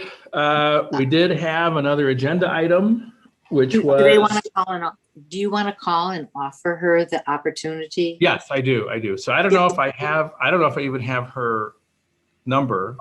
I do, but I don't want to give it to you publicly. No, obviously. Actually, yeah, It's in her material, isn't it? Yeah, it's in our materials. All right. Okay. Her All right. cell And I have phone- all that. Her cell phone number's on the front page. Front page. Yep. Yeah. Got it. And I'm going to call, and then after that, I'll call Mike too. Typically, we call the candidate that Well, didn't. Oh, you do? Okay. So we'll do that for you. Well, I think Tony, candidate, I think would be good. I think it would be Say it good. again. I said, I think you could, I think because you know them so well, there's some benefit, Mike, in you doing the calls. Okay. yeah. Okay. That's I'll do true, that. because this is I'll do more that. internal, right? It's more internal Yeah. search. So I'll do that even before I leave the district center here, just in the next few minutes when we're done. So So do we, go ahead. is the item about the 26th? We need to. Yes, that's the last Yep. thing. Okay. So we had already called it. So I would entertain a motion to cancel the February 26th special school board meeting that we had tentatively on the books for Friday. I move that we no longer meet on Friday, February 26th. Second. Any discussion? Are you sure? I think we should take a straw poll. All right. Stop right here. Curtis, could you please take the vote on canceling the February 26th meeting? Yes. Director Anderson, Aye. Sorry. Director Chu, Hi. Oh, my God. Director Shaw, Aye. Treasurer Goggins, Aye. Chair Boguszewski, Aye. Clerk Johnson votes aye. All right, that passes. So, Curtis and Todd, I'll look at my calendar. Maybe I'll send you guys a note. It might not be tonight. It might be tomorrow. Some Yes. dates that we can get on a conference call or a Zoom. I'm assuming Zoom is okay. We just do a Zoom call or something. Yep. Yep. Next week for sure. Yeah, next Right, week. yeah, I'm no, thinking, yeah, Monday, yeah. Tuesday, Wednesday, early next week, Monday, Tuesday. Yep. And I'll send you all the times that I'm open. Like it might even be in the evening, whatever. So Yeah. we can get going on it. Sure. All right. Well, having concluded the business for which we had convened tonight's special school board meeting,